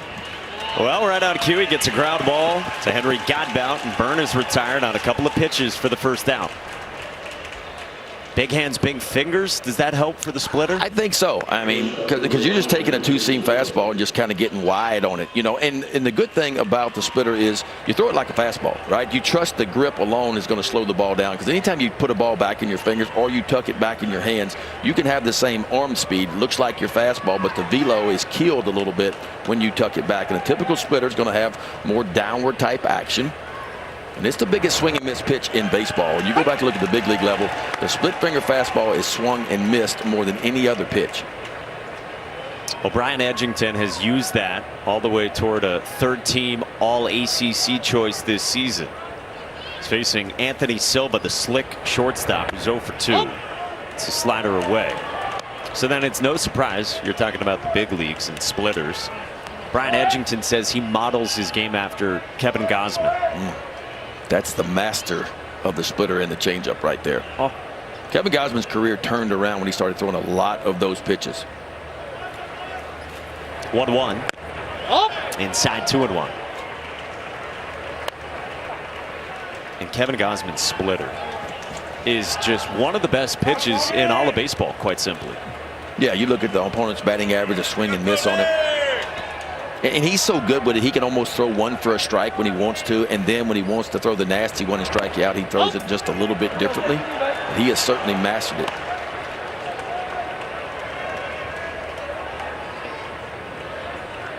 Three and 1 the count on Silva. A strikeout and a fly out to right so far.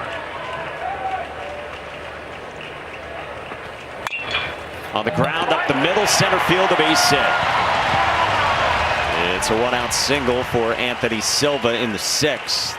Hey, Thursday night, 8 Eastern, live from the Barclays Center in Brooklyn. It's the NBA Draft. Spurs with the prize. They've got that first pick. You don't want to miss it. Thursday night, 8 Eastern on ABC, here on ESPN, also on ESPN Radio and the ESPN app. Coverage starts at 7:30 on ESPN right after SportsCenter. One of the big buzzwords you always hear is wingspan around draft time in the NBA. What do you got for wingspan? I'm 6'7", but my wingspan is like 6'9" or 6'10", so a little bit longer. That's good. They say if it's longer than your height. That's strike one pumped into Logan Maxwell from Brian Edgington at 92. So a chance for TCU to add on here against this Virginia Penn. Told you Maxwell moved into the starting lineup today. He's walked and doubled.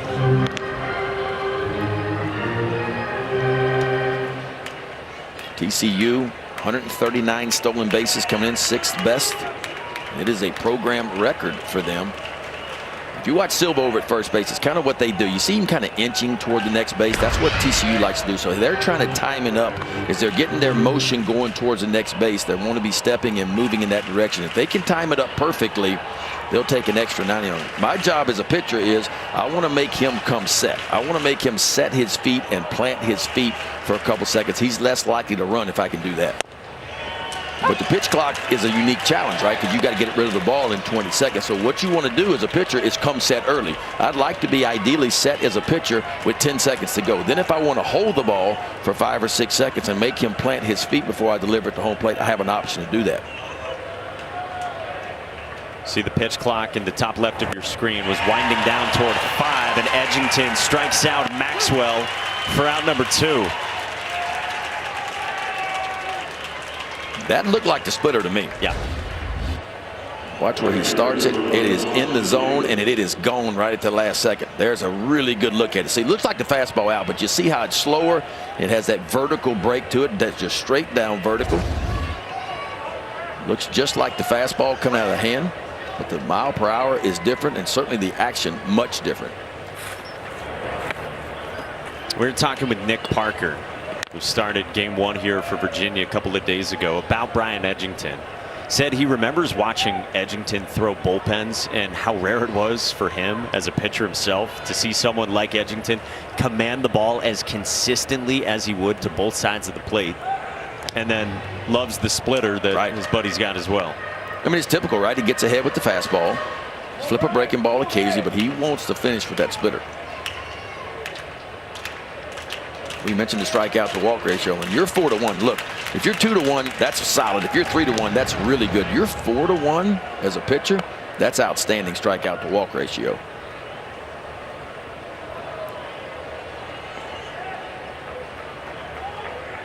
Well, after strikeout number 1 for Edgington, 2 outs, a man aboard, and another check over.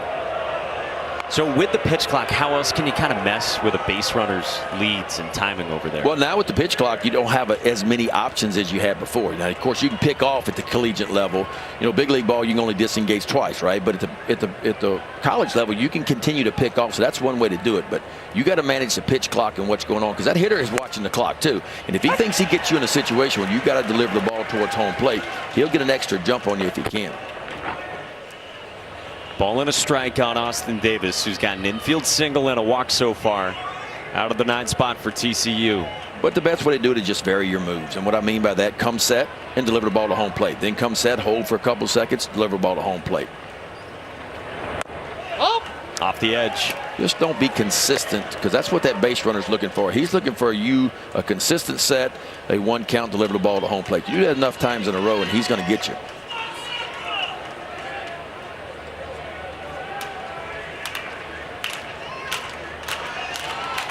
Two-1. In the air toward right and foul ground, and it's 2-2 on Austin Davis. Each team got a run in the first.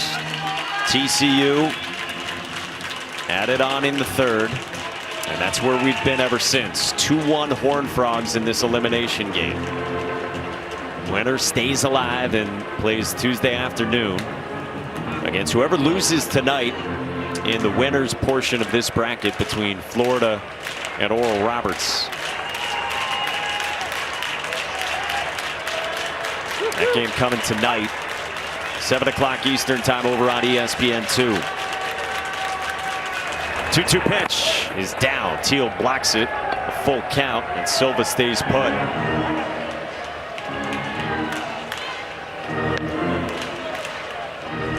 Well, here's Kyle Teal in this athleticism. Ball in the dirt.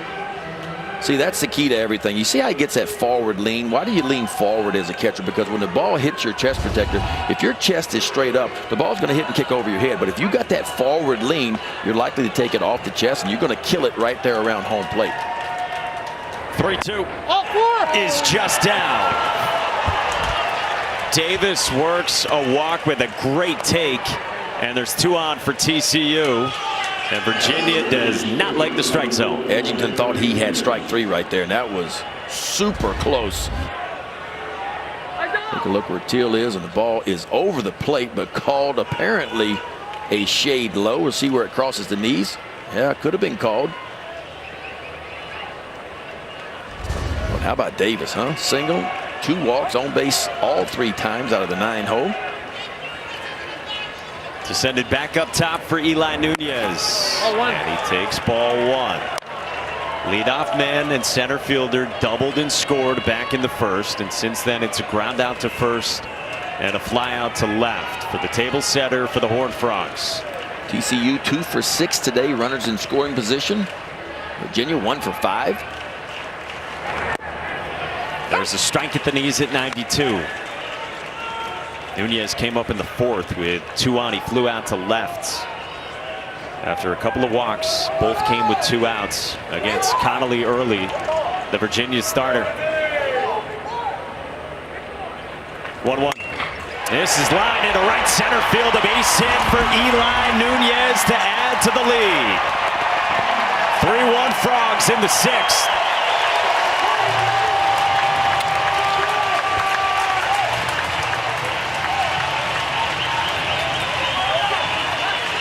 A split finger fastball is a good one, but when you hang it, when you leave it up, that's when it flattens out. And Bryce Edgington left this split finger fastball right up in the heart of the plate. And Nunez knows exactly what to do with that one. He puts a barrel on it and just rips it out towards right center field. And TCU played a little add-on here in the top of the 6th inning, now up 3-1.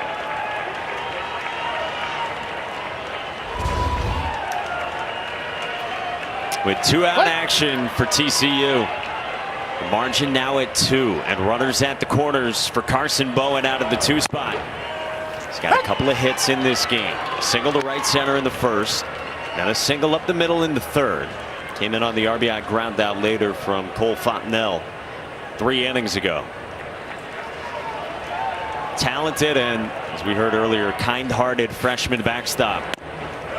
That's a strike, and it's 0-2.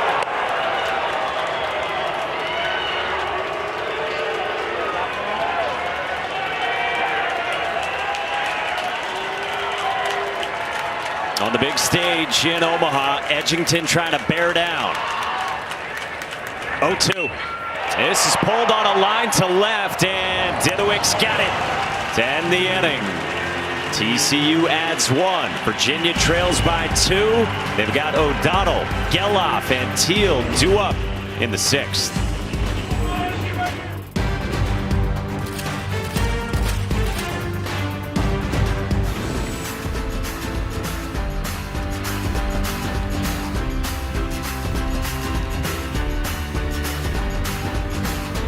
We've had some juice here at the Men's College World Series in this first elimination game between TCU and Virginia. As we welcome you back to the 2023 Men's NCAA College World Series presented by Capital One. Happy Father's Day to all of you out there watching. It's been a good one so far. Trying to see who's going to continue its season and whose college careers continue as well.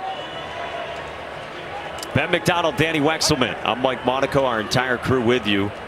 And a run for TCU to stretch the margin to 2. Now the big bats for Virginia. And this is time for the Cavaliers to go offensively. Yeah, they're right where they want to be. This offense has been one of the best in the country the entire season.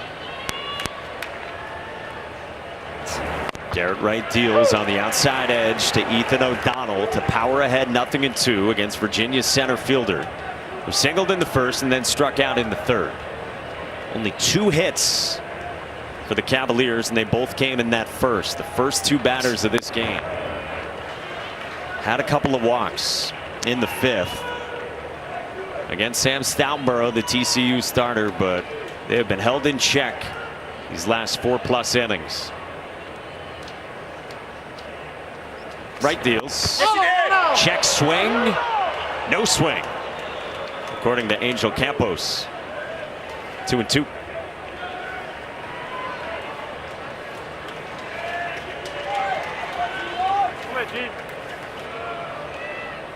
Two. Fouled off by O'Donnell. A couple of years ago, Virginia had a high school recruit they were expecting to step in at center.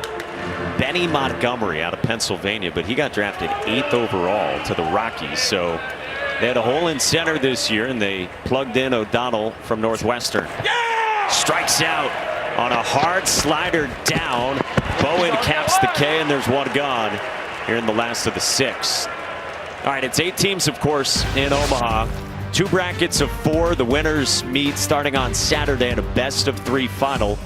Winning teams so far, Oral Roberts and Florida on this side, and then Wake and LSU. The only 2 teams in the country this year who've been ranked #1 overall. How about little old Oral Roberts, 4 seed coming in here, huh? Only the 3rd time ever that we've had a 4 seed at the Men's College World Series. Was it Fresno State in 08? And I think Stony Brook in 2012. I think Stony Brook went 0-2, but Fresno State won the national championship as a 4 seed.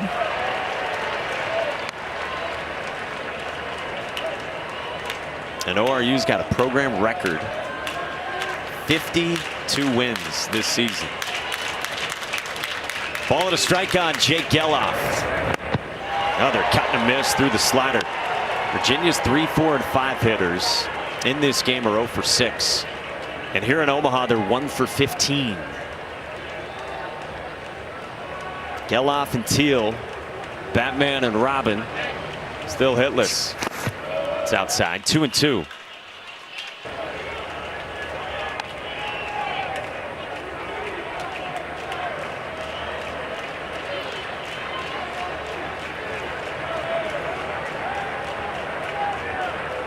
Garrett Wright is ready with a 2-2. Talked about how good Jake Geloff's been in his career. He was originally a William and Mary commit, but reopened his recruitment. Of course, his brother Zach, high draft pick of Oakland a couple of years back, was a few years ahead of Jake. Helped put in a good word to Brian O'Connor. 2-2. Geloff stays alive. Jake said to us it was nice that Zach could give as unbiased an opinion as he possibly could to his head coach. Yeah.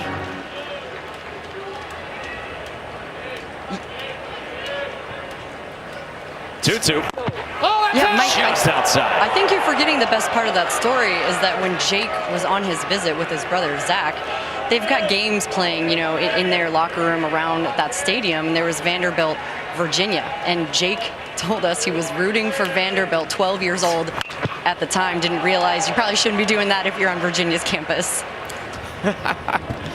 They got him anyway. And he's had a great career, but he flies out to left here, Logan Maxwell. Now there's 2 outs and nobody aboard in this bottom of the 6th with the Who's down by 2.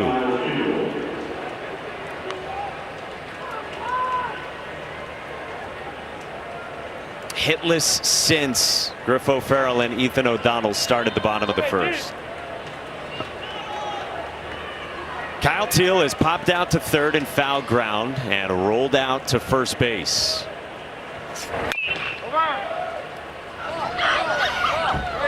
He had entered Omaha 11 for 24 in this NCAA tournament with 9 RBIs. Had a 4-hit game in the regional clincher against East Carolina.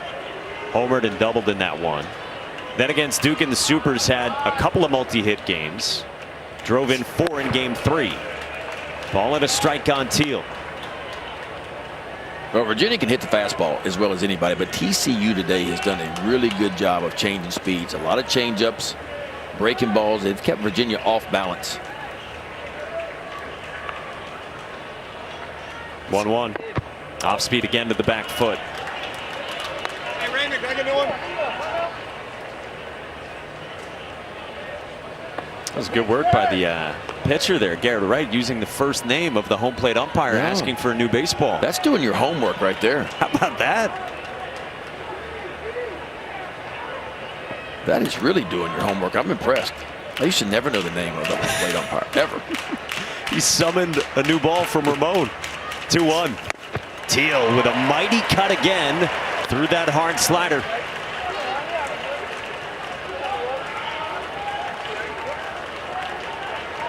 Two and two the count on the stud for Virginia, Kyle Teal.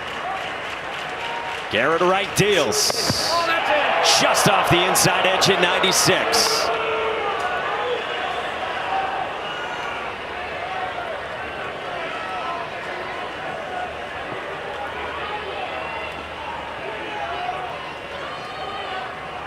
The payoff.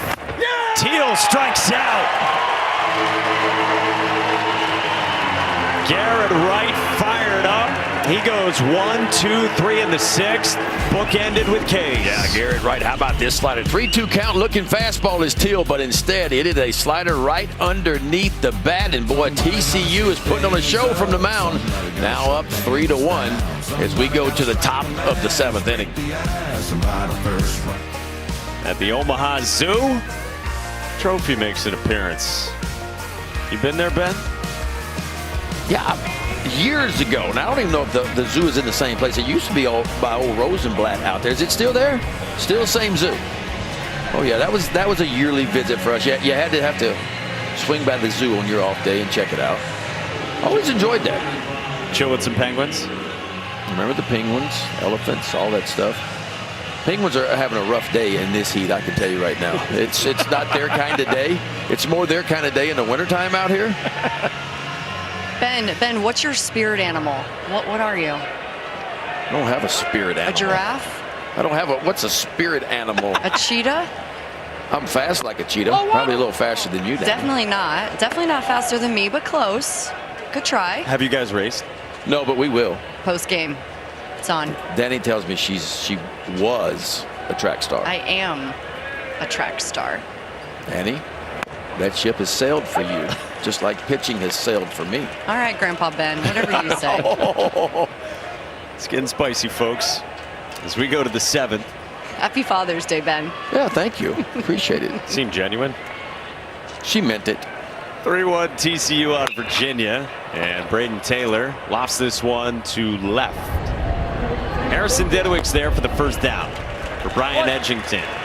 Trying to keep this margin at 2. Again, Virginia bats quiet there in the last half inning, going down 1-2-3 against Garrett Wright. Said you've seen a lot of off-speed stuff from the TCU pitchers. Yeah, and that's been the key to this for me is when they've gotten themselves TCU pitchers in plus counts or fastball counts, they've been able to pitch backwards. They've been able to land some type of off-speed pitch in those plus counts for the most part. And it don't matter what level you're pitching at. If you can do that, when you begin to be able to land something off speed and fastball counts, that's when the game changes. That's strike 1 to start out to Cole Fontenelle, who's got a sac fly, an RBI ground out, and a walk. But that's kind of where the game's going, right? I mean, the game is going where velocities continue to tick up at the collegiate level and the MLB level, but the usage of the fastballs continue to tick down, even though we're throwing harder. Kind of the opposite of what you would think. It's, there used to be true fastball counts years ago. 1-0, 2-0, 3-1, 3-2. A lot of times you could almost expect a fastball. It is not that way anymore. 1-2. And with that approach, Virginia's been held to just 2 hits through 6 innings. Remember, this is a team that led the country in batting average coming into today at .334. Yeah, Virginia, in a little more than a game and a half, 6 runs on 10 hits so far in 2 games of the College World Series. That is it. Edgington's 1-2. And he's got 2 down. Sunday night baseball tonight wraps things up between the Yankees and the Red Sox. Our coverage starts following our game at 6 Eastern with Baseball Tonight Sunday Night Countdown. We'll be chiming in on Baseball Tonight, getting you set for the night game as well, and wrapping this one up, talking some Paul Skeens as well. Probably one way or another isn't too far from the big leagues. No, and the Pirates have a decision to make now, and of course the Nationals are drafting second, the Tigers are drafting third, and we got the three potential top picks in Cruz and Skeens and Wyatt Langford from Florida right here at the College World Series. And they've all had their moments so far. Langford, the huge home run Friday that Virginia fans know all too well.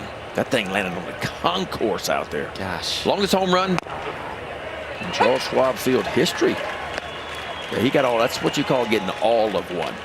That's getting every stitch of it, and he got it. How about that game? Back-to-back homers and a sac fly to Florida to walk it off. Trey Richardson, the batter, and it's 1-2. And Brian O'Connor said afterward that he's got no regrets about how he managed the bullpen. He said Jake Berry's done the job all season long. He's closed out games for us. Those Florida bats did a terrific job against Berry, and they got his pitch count up. Edgington today in relief is 1-2. 2 balls and 2 strikes. Yeah, I mean, Virginia was what, 93-0 when leading after 8 innings, going all the way back to May of 2021. Wow. 46-0 this year when leading after 8, but Florida had other ideas. 2-2. Richardson pulls it into left field, a base hit. Got the hands inside on a pitch in, and a 2-out single for Trey Richardson here in the 7th.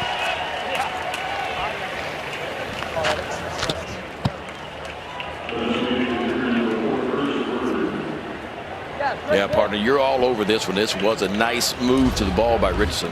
Watch how tight he gets his hands. That's a borderline even strike. That ball's probably in off the plate, but Richardson gets those hands in as tight as his body, well, to his body, and just gets it right enough on the barrel and shoots it out towards left center field for a base hit. So man on for the veteran Curtis Byrne. 0 for 3 so far today. Grounded out earlier against Edgington.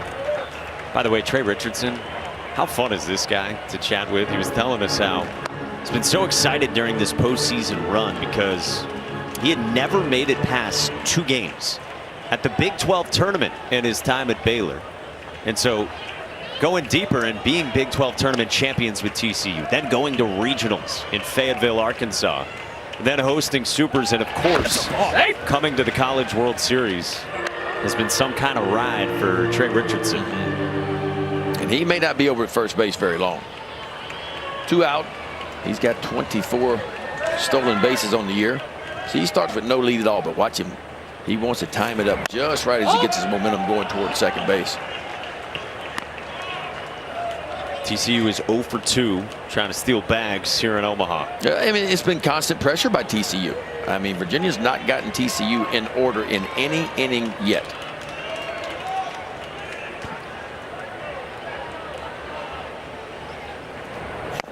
Down and away, 3-0 on Byrne. Byrne's got big power. Coaching staff is telling us it is, quote, absolutely stupid. In the fall, he had a couple of balls 115 miles an hour off the bat. And careful here. He just might have the green light here. Instead, takes a strike on the outer third, and it's 3-1. 4th-year junior from St. Louis. 2nd-year starter. He was the catcher last year. Caught some this year, but now it's Carson Bowen as the catcher and Byrne as the DH.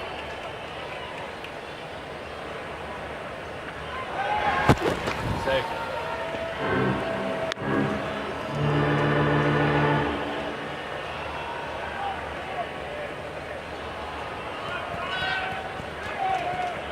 Tense moments late in this game. Both teams with their backs against the wall. 3-1 to Byrne. Hits it hard on the ground to short at Griffo. Farrell, who goes to Godbout, and the inning is over. Brian Edgington posts a 0. TCU's got the 2-run lead as we hit the stretch on this Father's Day in Omaha. Welcome back to the men's NCAA College World Series presented by Capital One. Back in Omaha, down to Danny Wexelman.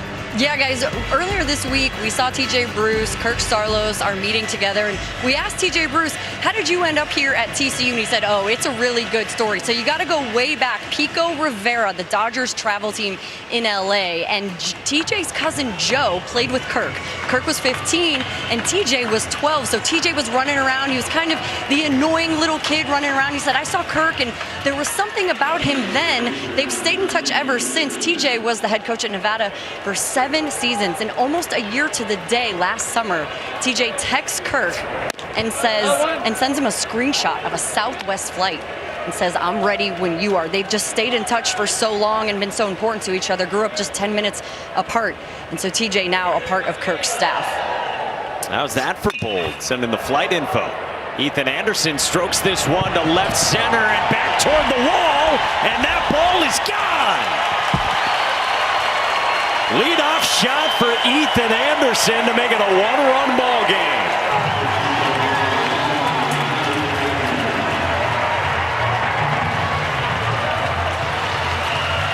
Wow.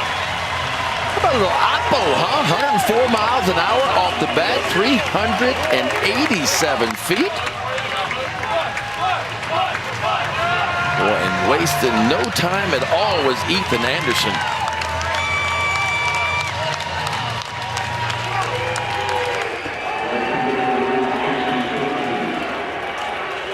Backside power from the switch hitting first baseman, a third-team All-ACC choice with number 15.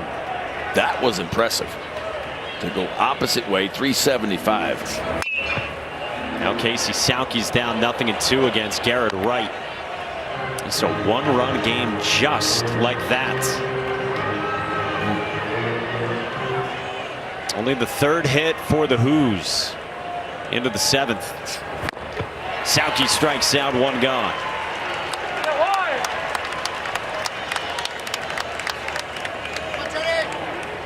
Well, you know, on Father's Day that Ethan's dad, JR, loves it, a former Navy SEAL. Spent 27 years in the military before he retired 4 years ago. And the story's been well told that Ethan Anderson, with his NIL earnings, has donated those to the Navy SEAL Foundation. Now father watching son go deep here in Omaha.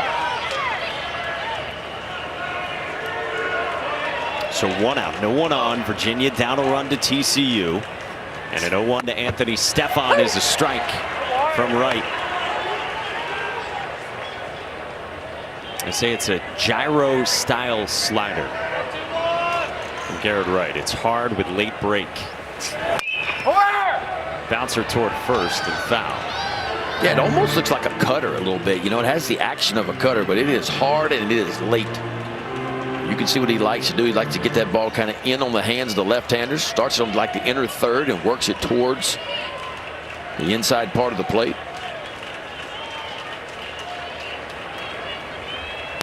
His 0-2 sails high.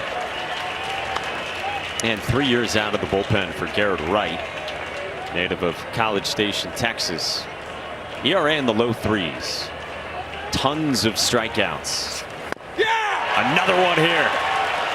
Back-to-back Ks after the home run, and 4 total for Wright after Anderson went deep to begin the inning. Yeah, let's take a look at this swing. Fastball working away. He didn't try to pull it. He let the hands go first and puts a barrel on it. Ethan Anderson's 15th pump of the year, his 66th RBI. That's big time. Big time swing. Now Henry Godbout fouls off the first. He's 0 for 2, a couple of ground outs to second.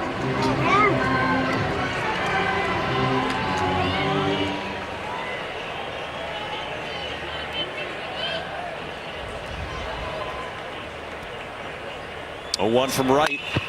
On the ground, left side, and Taylor stabs it on the run. Inning over. Now Ethan Anderson makes this interesting as we go to the 8th. Pops loves it, and it's a 1-run game in Omaha. Yeah, Ethan Anderson, how about a big ball and some high fives, some fist bumps, and you know Daddy loves it on Father's Day. How about that? Brian O'Connor said after Friday's loss, it's a challenging road ahead of us. So the Cavaliers now trailing in the 7th. They got together, and Ethan Anderson didn't wait around, leading off the inning with a home run. That's what I call good coaching, right? That's really good coaching. A little meeting, what to do. And boy, Pops is fired up, huh? How could he not be? Look at the reaction. I mean, he can't believe it. He's just looking for somebody to high five. Yeah, it's like when you got your ace on the bump. That's a good time for a meeting, right? Because you fire up the boys and you're probably going to win that. That's right. And if you're facing an ace as a hitting coach, you definitely don't want to get them together and try to rally the troops. Ethan Anderson has cut this to 3-2. TCU bats in the 8th. 7-8-9 with Anthony Silva leading off against Brian Edgington. And this is rolled to third. Going to be a long throw for Jake Geloff, who cocks, and the pick not there for Anderson. And Silva's on to start the 8th inning for the Frogs. Boy, Geloff did everything right except for the throw just a shade low. Tough chance for Ethan Anderson over at first base. Watch this ball taken to the backhand side, right over the top of the bag. Plants his feet, sets his shoulders. The ball just a little bit low, and maybe with a good throw. Take another look at it. Yeah, I think with a good throw, he probably would have got it. Watch Kyle Teal, all that energy. Watch him. He's going to chase it down to first base just in case the ball gets away. It does, and there he is, keeping that ball from getting the dugout. He's got endless energy. He's got essentially every game and almost every inning these last couple of years. They've had 3 doubleheaders this year, and it's like all but 3 innings that he's been back there for. Trying to fight to continue his career here at the Men's College World Series. Silva's on, nobody out. And now Luke Boyers came on as a defensive replacement and left for Logan Maxwell in the last half inning after Maxwell had been on a couple of times, including with a double in the 2nd. Boyers pulls back, and that's a called strike. Boyers, the Texas native, had a double Friday against Oral Roberts. It's a little more toolsy of the options in left field. He hammers fastballs. It faces an 0-1 count. Squares and drops it down back toward Edgington. Gets the first out.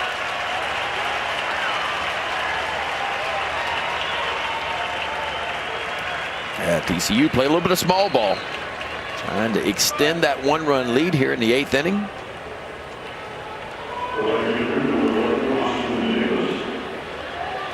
Goes down to a spot in the lineup that today has been really productive for him, and essentially has all season as well, to Austin Davis, the 5th-year senior from Orlando. Came in with an OPS better than league average at around 840. And he's been on all 3 times, an infield single and a couple of walks. That's called a strike, and Davis doesn't like it. No, and Kyle Teal might have stole one there. Catcher from Virginia quickly ripped that one back over the edge of the plate.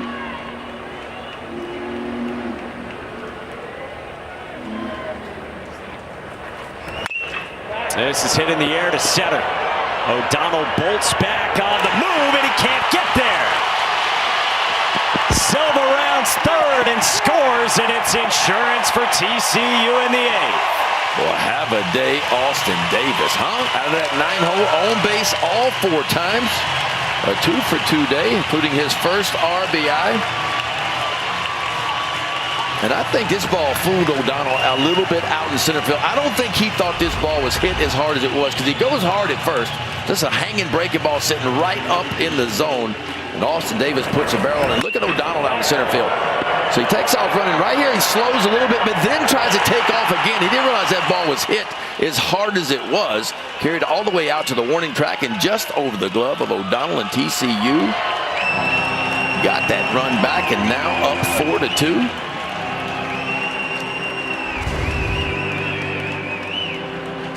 And so it prompts a mound visit from Virginia pitching coach Drew Dickinson. Bradley Hodges, the lefty, the freshman for the Hoos, starting to throw. He hit a spot in the TCU lineup where it's now lefty, righty, lefty switch hitter. So you have the southpaw getting ready out there for Virginia here in the 8th.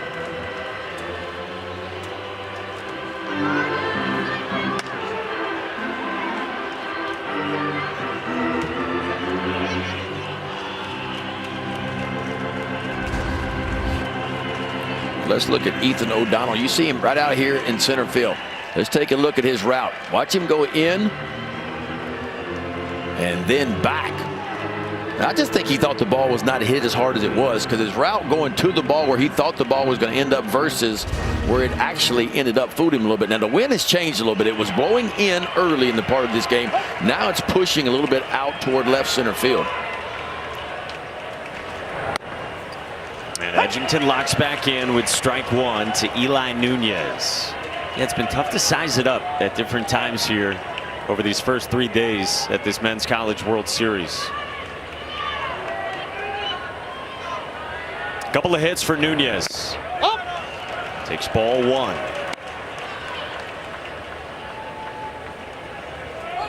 Backside double in the first.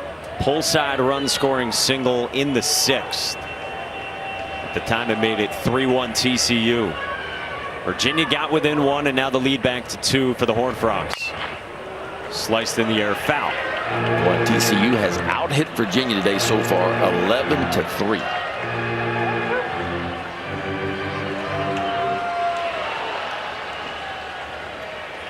Loser goes home. Winner plays Tuesday afternoon against whoever loses tonight between Florida and Oral Roberts. Davis dancing. 1-2 outside.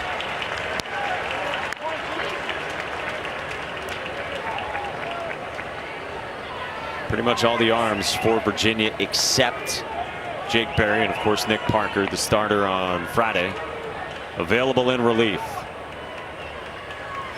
2-2. Pulled in the air right field at Casey Sauke.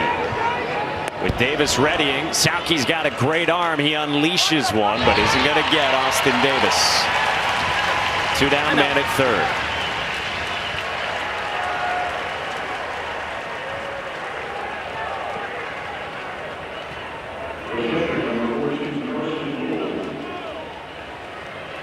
So crucial spot here now. 2 outs. Man, 90 feet away for TCU, up by 2. And to the 2 spot in the lineup for Carson Bowen.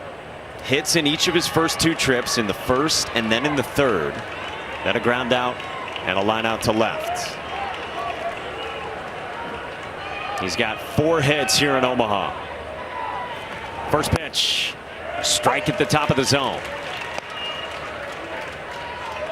Bowen had one of the really good at-bats late in the loss to Oral Roberts. Just kept battling out there. And Kirk Sarlos on the bus afterward pointed that out to his team.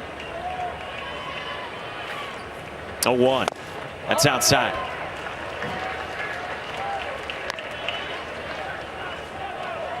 Bowen's got a really talented future. He's been invited to Team USA later on this summer. Kirk Sarlos said the other day the country is seeing what a special kid and a special talent he is. That's up high, 2-1.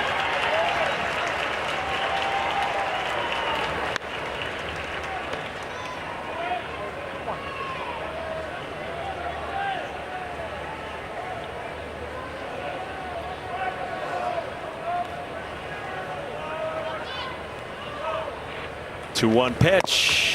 On the edge, and Teal maybe steals another. Well, how good are those hands? And how fast are they, huh? That's what they're teaching now, right? Down on one leg, show the sign, drop the glove towards the bottom on the ground, and work from the ground up to try to steal pitches. Drop it and try to steal it, come back up again. You want to work from out to in. right? Yeah, and it went from up to bottom. And as a pitcher, I'll be honest, I don't like that. Like, I don't want to see you drop the target. Wherever you want the ball, I'd like to see your glove stay there, because I'm looking not only to hit your glove, a certain spot in that glove, but that's not what they teach anymore. I mean, it's a target to start, the glove goes down, and then they work back up again. Bowen tomahawks it foul. But they figure you can steal more pitches by working it that way.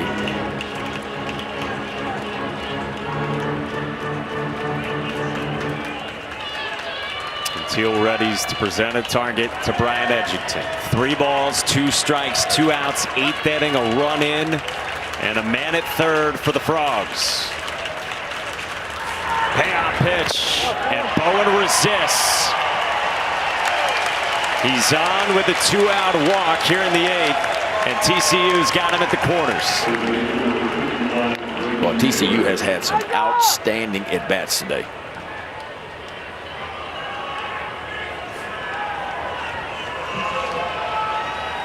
And Brian O'Connor comes up the steps and emerges for a left-on-left matchup.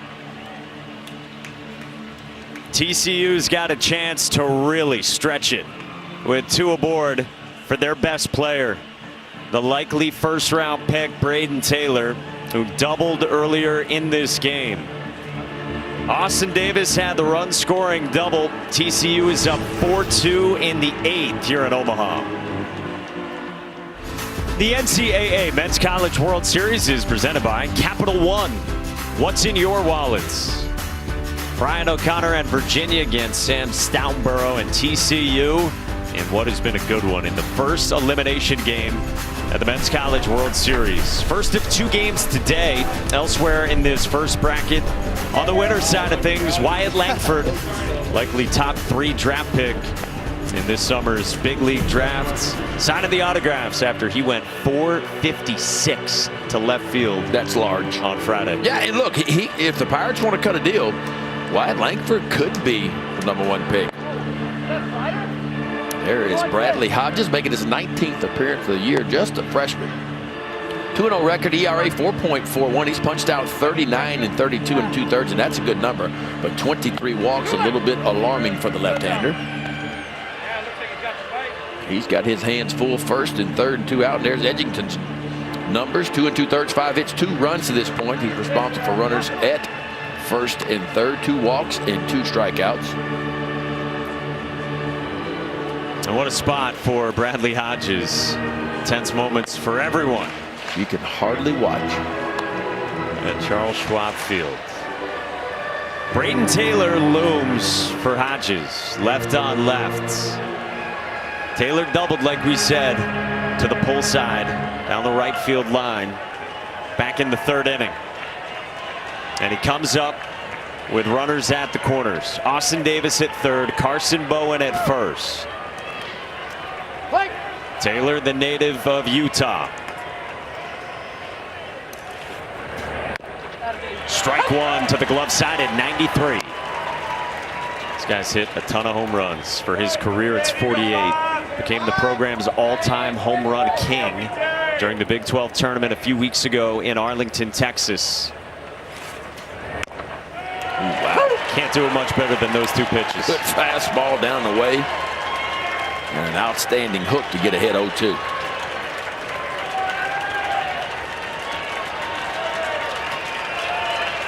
The freshman on the big stage. 0-2 up high. Teal bluffs the throw with Davis dancing off 3rd. Yeah, that felt like just a show me pitch right there. Just change the eye level a little bit. Almost feels like he can throw a curveball like he just did 2 pitches ago. He may get the whoos off the field. 1-2. Just outside. Bend him if you got him. Almost worked. And he's got one too. And an outstanding take by Taylor too. Because normally once a pitcher shows you he can and he throws one close, normally you get that swing out of it. Now what does Hodges go back to? 2-2. Runner from first goes, and it's a breaking ball to strike out Taylor. How about it from Bradley Bradley Hodges to strand him at the corners. TCU by 2 in the 8th. Back in Omaha at the Men's College World Series. First Sunday here in Omaha on day 3. First elimination game. This place packed as always on this Father's Day, and they've watched a good one. Virginia is down by 2. It's 4-2, bottom of the 8th. They've only got 3 hits in this game for one of the best offenses in the country. The best in terms of batting average. First 2 hitters of the game had a double and a single respectively, and otherwise the only hit for Virginia Sins came in the 7th from Ethan Anderson to lead off with his home run. Harrison Didewick makes it another, and it's a leadoff knock in the 8th inning to bring the tying run to the plate as the lineup flips for the Cavaliers. Harrison Didewick wasting no time at all. Goes up top shelf now and turns around a heater right back from whence it came. And an outstanding start for Virginia here in the bottom of the 8th. That's a nice piece, Bill, to get to a 93-mile-an-hour fastball top shelf and quickly turn it around. Now ball 1 to Griff O'Farrell, the leadoff man who doubled back in the first to start it out for Virginia. Virginia's 0-12 this season when trailing after 7 innings.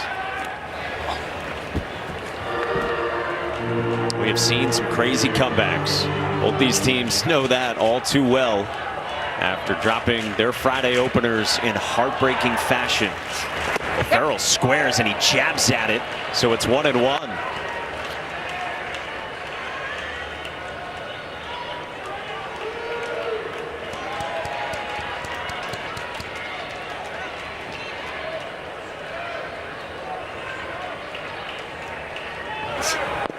That's a strike. Runner goes. Didewick dives and swipes second. Ahead of the throw from Carson Bowen. They steal again on Bowen and Garrett Wright. Was that the 3rd stolen base of the day? Virginia team. 81 stolen bases coming in, so that's a decent number.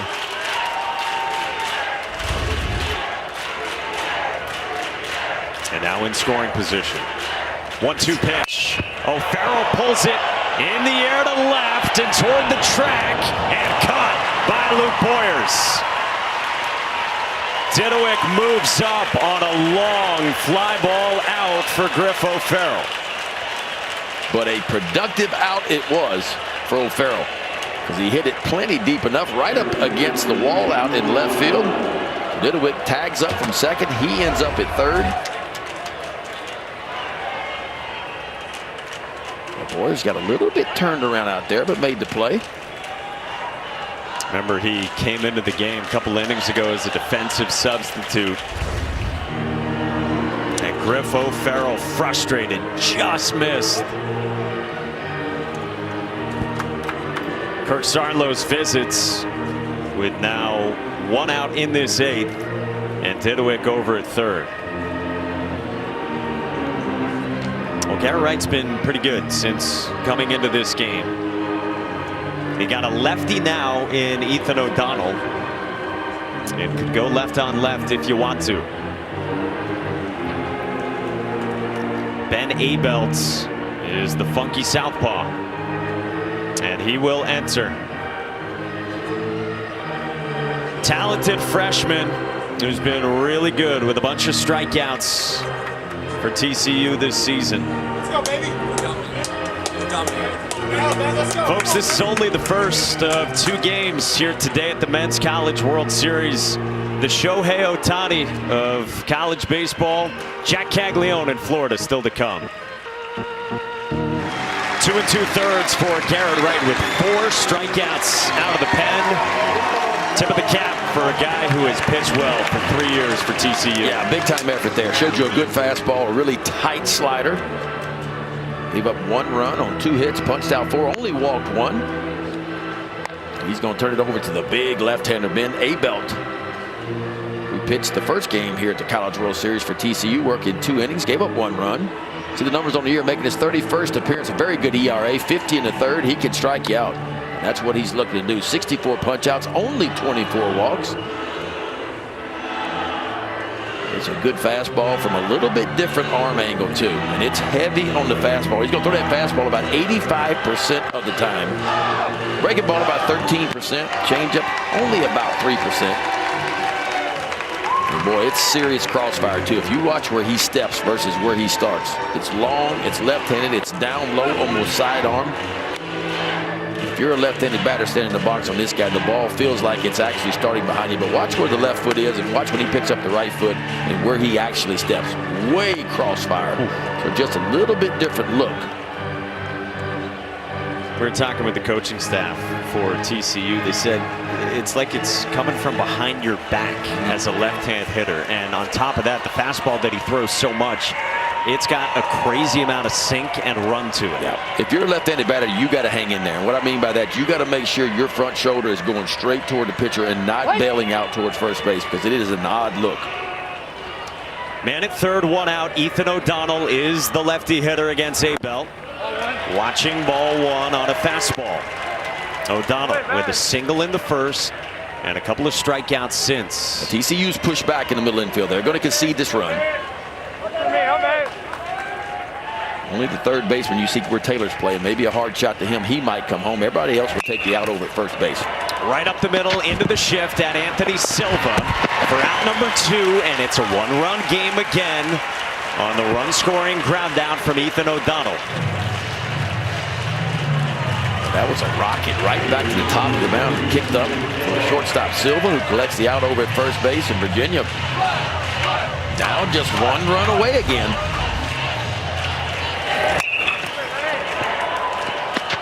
How about this? Boom, right off the top of the mound. How about that high kick right to the shortstop? Silva, who's charging it, catches it on that high hop. And now Jake Geloff, first pitch swinging, and he just missed it.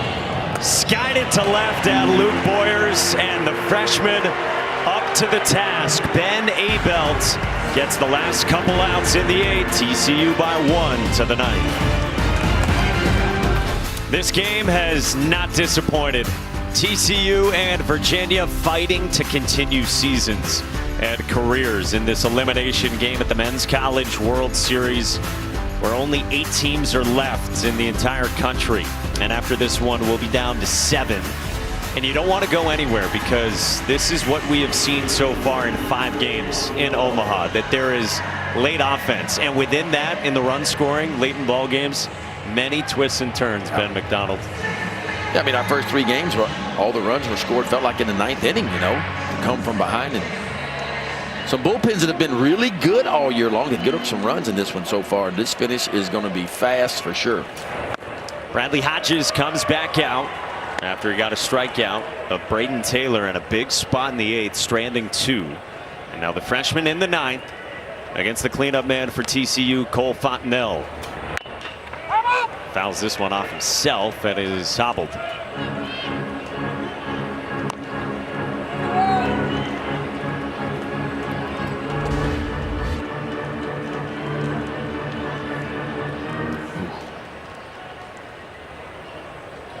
Not comfortable. No, and he's got the guard on, but of course it always seems to miss the guard. Funny how that works.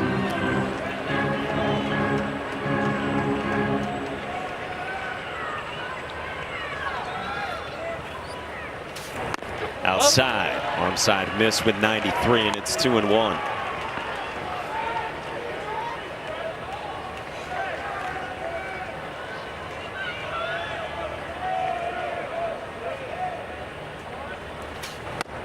Such a tough loss for TCU on Friday against Oral Roberts. Kirk Sarlo said to his team after the game, "You guys had this taste in your mouth already. The last time you lost the game," he told them, Thursday, May 18th. They gave up 2 runs in the bottom of the 9th and got walked off by Kansas State in that one. But they responded. They've done that so far today. And Cole Fontenelle starts the top of the 9th with a leadoff single. Now Fontenelle just keeps on hitting. That's what he's been doing as of late. 2 RBIs today, a sac fly, a fielder's choice. He collected RBI on a walk, a strikeout, and this base hit right back up the middle. So a good start for TCU, and they're hunting some insurance here. They would love to tack on 1 or 2 going into the bottom of the 9th inning.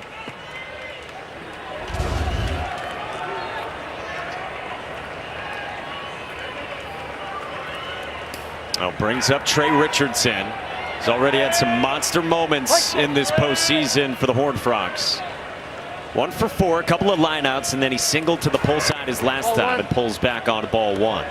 Yeah, to what you guys were talking about earlier, by the way, this morning when we talked to TJ Bruce, he said, get ready, guys. This is going to be a street fight. Look what both of these teams did. Look how they lost. He looked at me in the 2nd inning and goes, we got ourselves a street fight, huh? It's the mentality, he says, that they've adopted as their motto, especially offensively over the course of this season. Richardson gets it down this time toward first, and Anderson flips in time to Godbout. Richardson wants another look at this. He says colorfully, no way. When Godbout, the second baseman, he got to the bag, got his left foot on the bag, and you'll watch him reach out with his glove hand as far as he can to cut that distance down.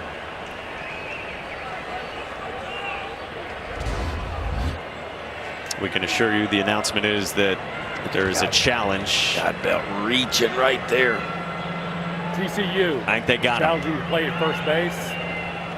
The previous play is under review. That looks like to me they got him. I mean, it is by maybe a half an inch, ball in the glove. Boy, that is so close. And that's why the call on the field is always the most important. Because right now, and I mean that is close, but I'm not seeing enough there to overturn that one. If you're new to college baseball, coaches get 2 challenges per game. If you're successful, you retain it. This is the first challenge of the ball game on either side. Look at Godbout. He is reaching as far as he can out to receive that ball, and that might just have been the difference in this one. It's about as close as it gets. Yeah, to me, that's one of those ones called either way, and it's right. It's the right call, out or safe. Again, of course, a ruling on the field is only changed if there's indisputable video evidence to reverse the call. And I'm not sure there is.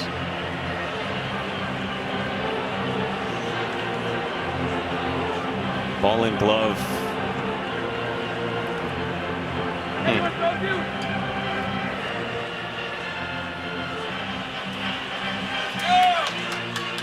First place umpire Brandon Cooper all over this. What is he, about 8 or 10 feet away? Ball's in the back of the glove right there.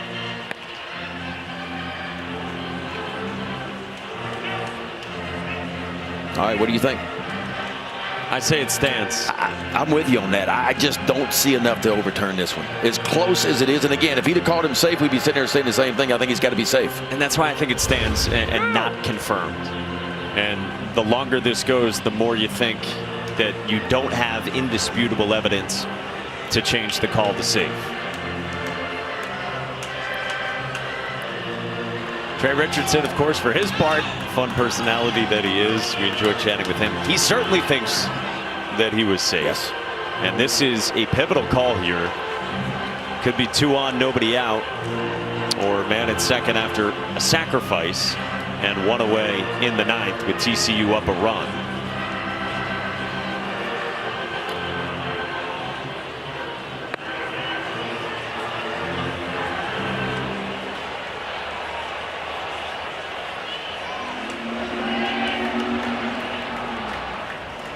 After review, the call at first base will stand. TCU will retain their challenges. Good call, Ben. I mean, that's as close as it gets. Yeah. As close as it possibly could be, but I think that was the difference right there by Godbout. He reached and extended his glove hand as far as he could, and an inch made a difference on that one.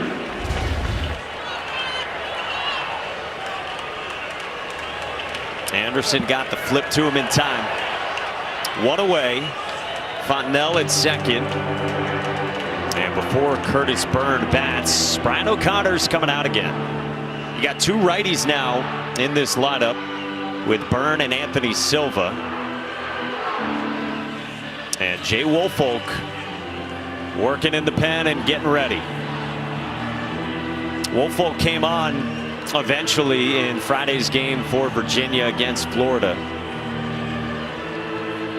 A guy who's got 9 saves for him this season. Talented sophomore who hasn't thrown as much recently. They have stayed away from him a little bit in favor of Jake Berry in spots like these.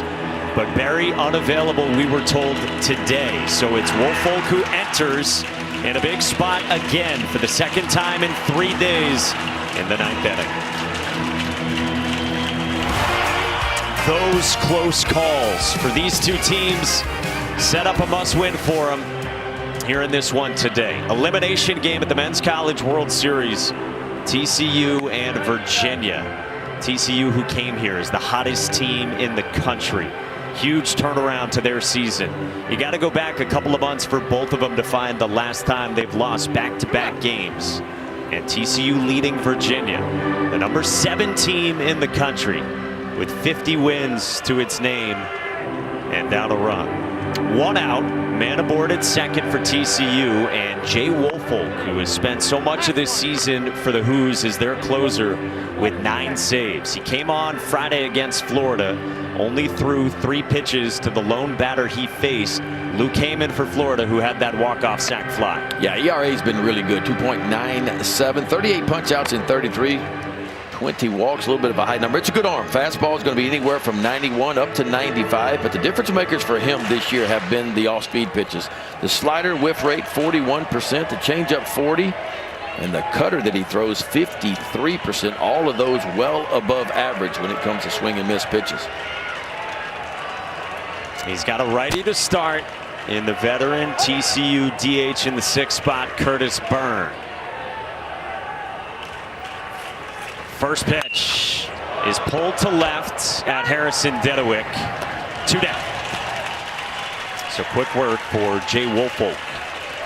Before Friday, Woolfolk had only thrown 11 pitches and faced 4 batters in a pair of appearances here in the NCAA tournament. Brian O'Connor earlier this week got asked about Woolfolk and this season for him and the workload a little bit at this stage in the year, and said it's not a physical thing in terms of injuries. He said he's really, really close to being back to the guy he was, but still working through some things. And Jake Berry's pitched really well in that late inning role for the Cavaliers, so he got the ball for a few innings down the stretch against Florida. But he's unavailable today after the high pitch total in relief just 2 days ago. Yeah, it almost tells me, just listening to that mechanics are off just a tick. Stuff is not quite the same as it was. That's pretty good. Yeah, that works with a slider. Just missed with a fastball down and away, but right back into the count with a little get-me-over slider. To Anthony Silva, very talented freshman shortstop who's got singles each of his last 2 trips for the Horned Frogs. The 1-1, and this is popped up. Shallow right, Henry Godbout backs up, and we go to the bottom of the 9th in a 1-run game. Jay Woolfolk did his job. Now Kyle Teal trying to continue his career. The ACC Player of the Year leads off when we come back to Omaha.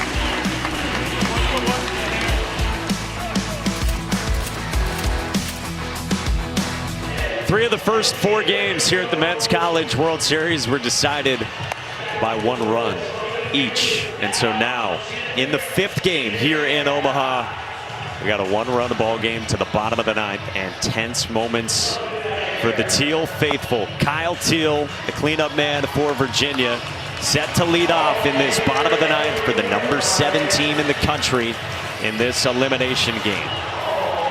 But it's why you buy a ticket, right? It's why you come to the game. 1-run game going to the bottom of the 9th. You're All-American. Kyle Teal going to be a first-round draft pick in less than a month. He'll have the first shot at Ben Abel.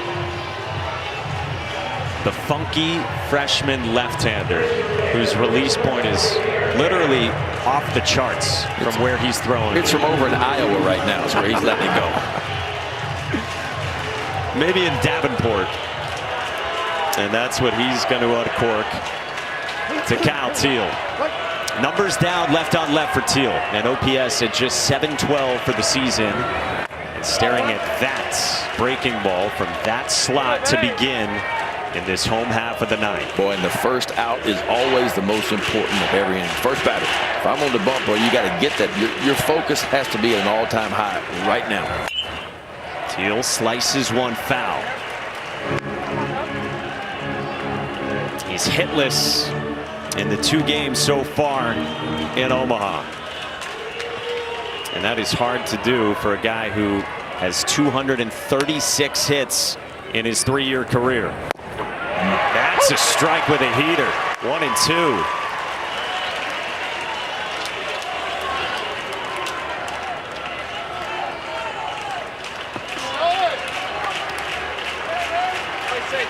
Rally time for Virginia. The 1-2. Breaking ball pulled foul. Only one time this year has Kyle Teal failed to have a hit in back-to-back games. That was back in April. Can he start something here? Abel delivers. Strikes him out. What a way. Wow. Breaking ball he left on the inside part. Ripped foul down the first base line. And then Ben Abel just sidearms it right to the outside part of the plate. Perfectly located. Look where the catcher, Bowen, is. Around the outside part. Exactly where it's delivered. And now it brings up Ethan Anderson, the switch hitter, who homered from the left side his last time in the 7th to the backside to left center. Now from the right side against Abelts. Really good numbers as a right-hand hitter this year. 1-1.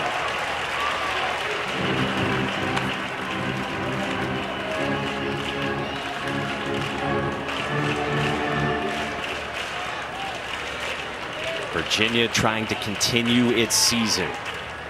The 1-1 is up high to Anderson.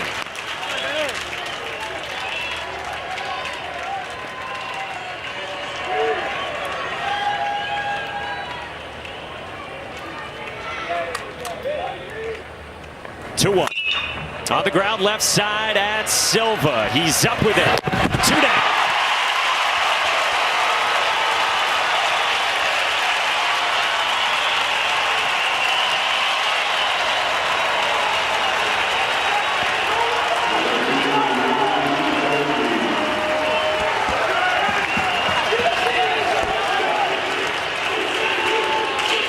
TCU trying to stay alive.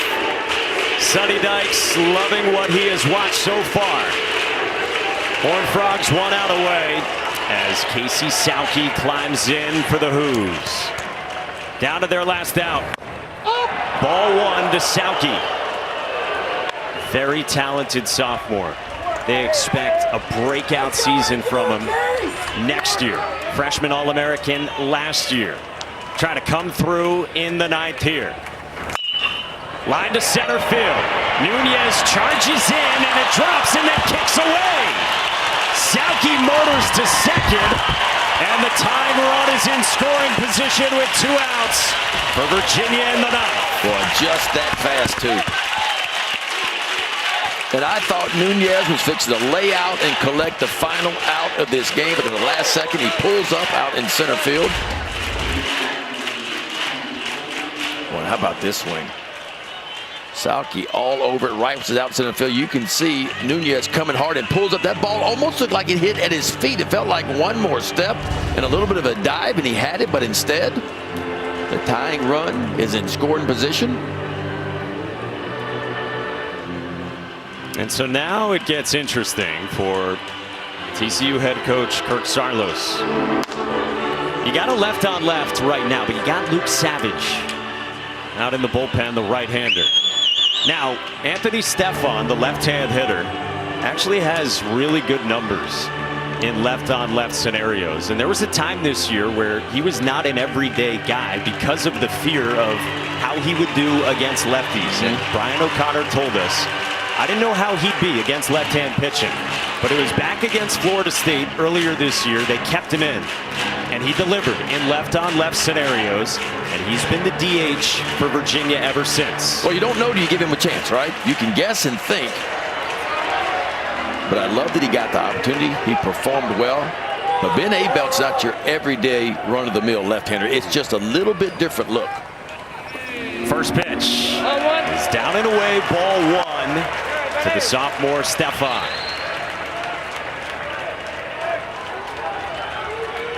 Sauke singled and moved to second on the error on Nunez. With 2 outs in the last of the ninth. 1-0. Fouled back.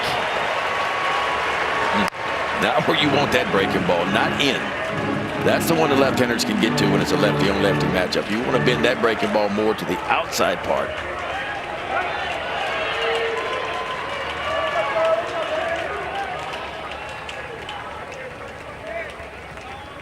The 1-1. 1-2.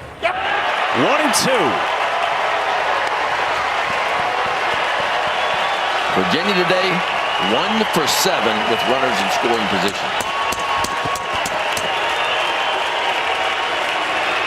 With a man at second and 2 outs in the ninth. Abelt's 1-2. Struck him out! TCU survives.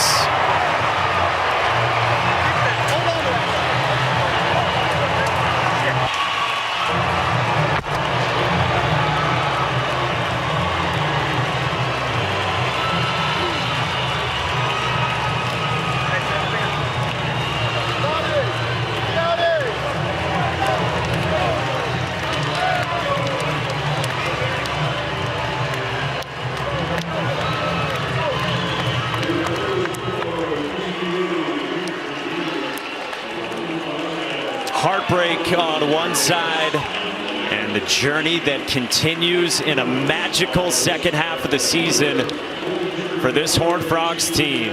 It's today's Capital One rewarding performance. The freshman Ben Abelt stepping up down the stretch. In a big way. Do it, freshman. All 6'6" of them. Outstanding fastball, a good slider to go with it. And boy, he got it done. Runner out in scoring position. That is the tying run. He rears back and grabs a four-seamer and just gets it right by Anthony Stefan. Big time pitch, big time effort by the true freshman, Ben Abelt.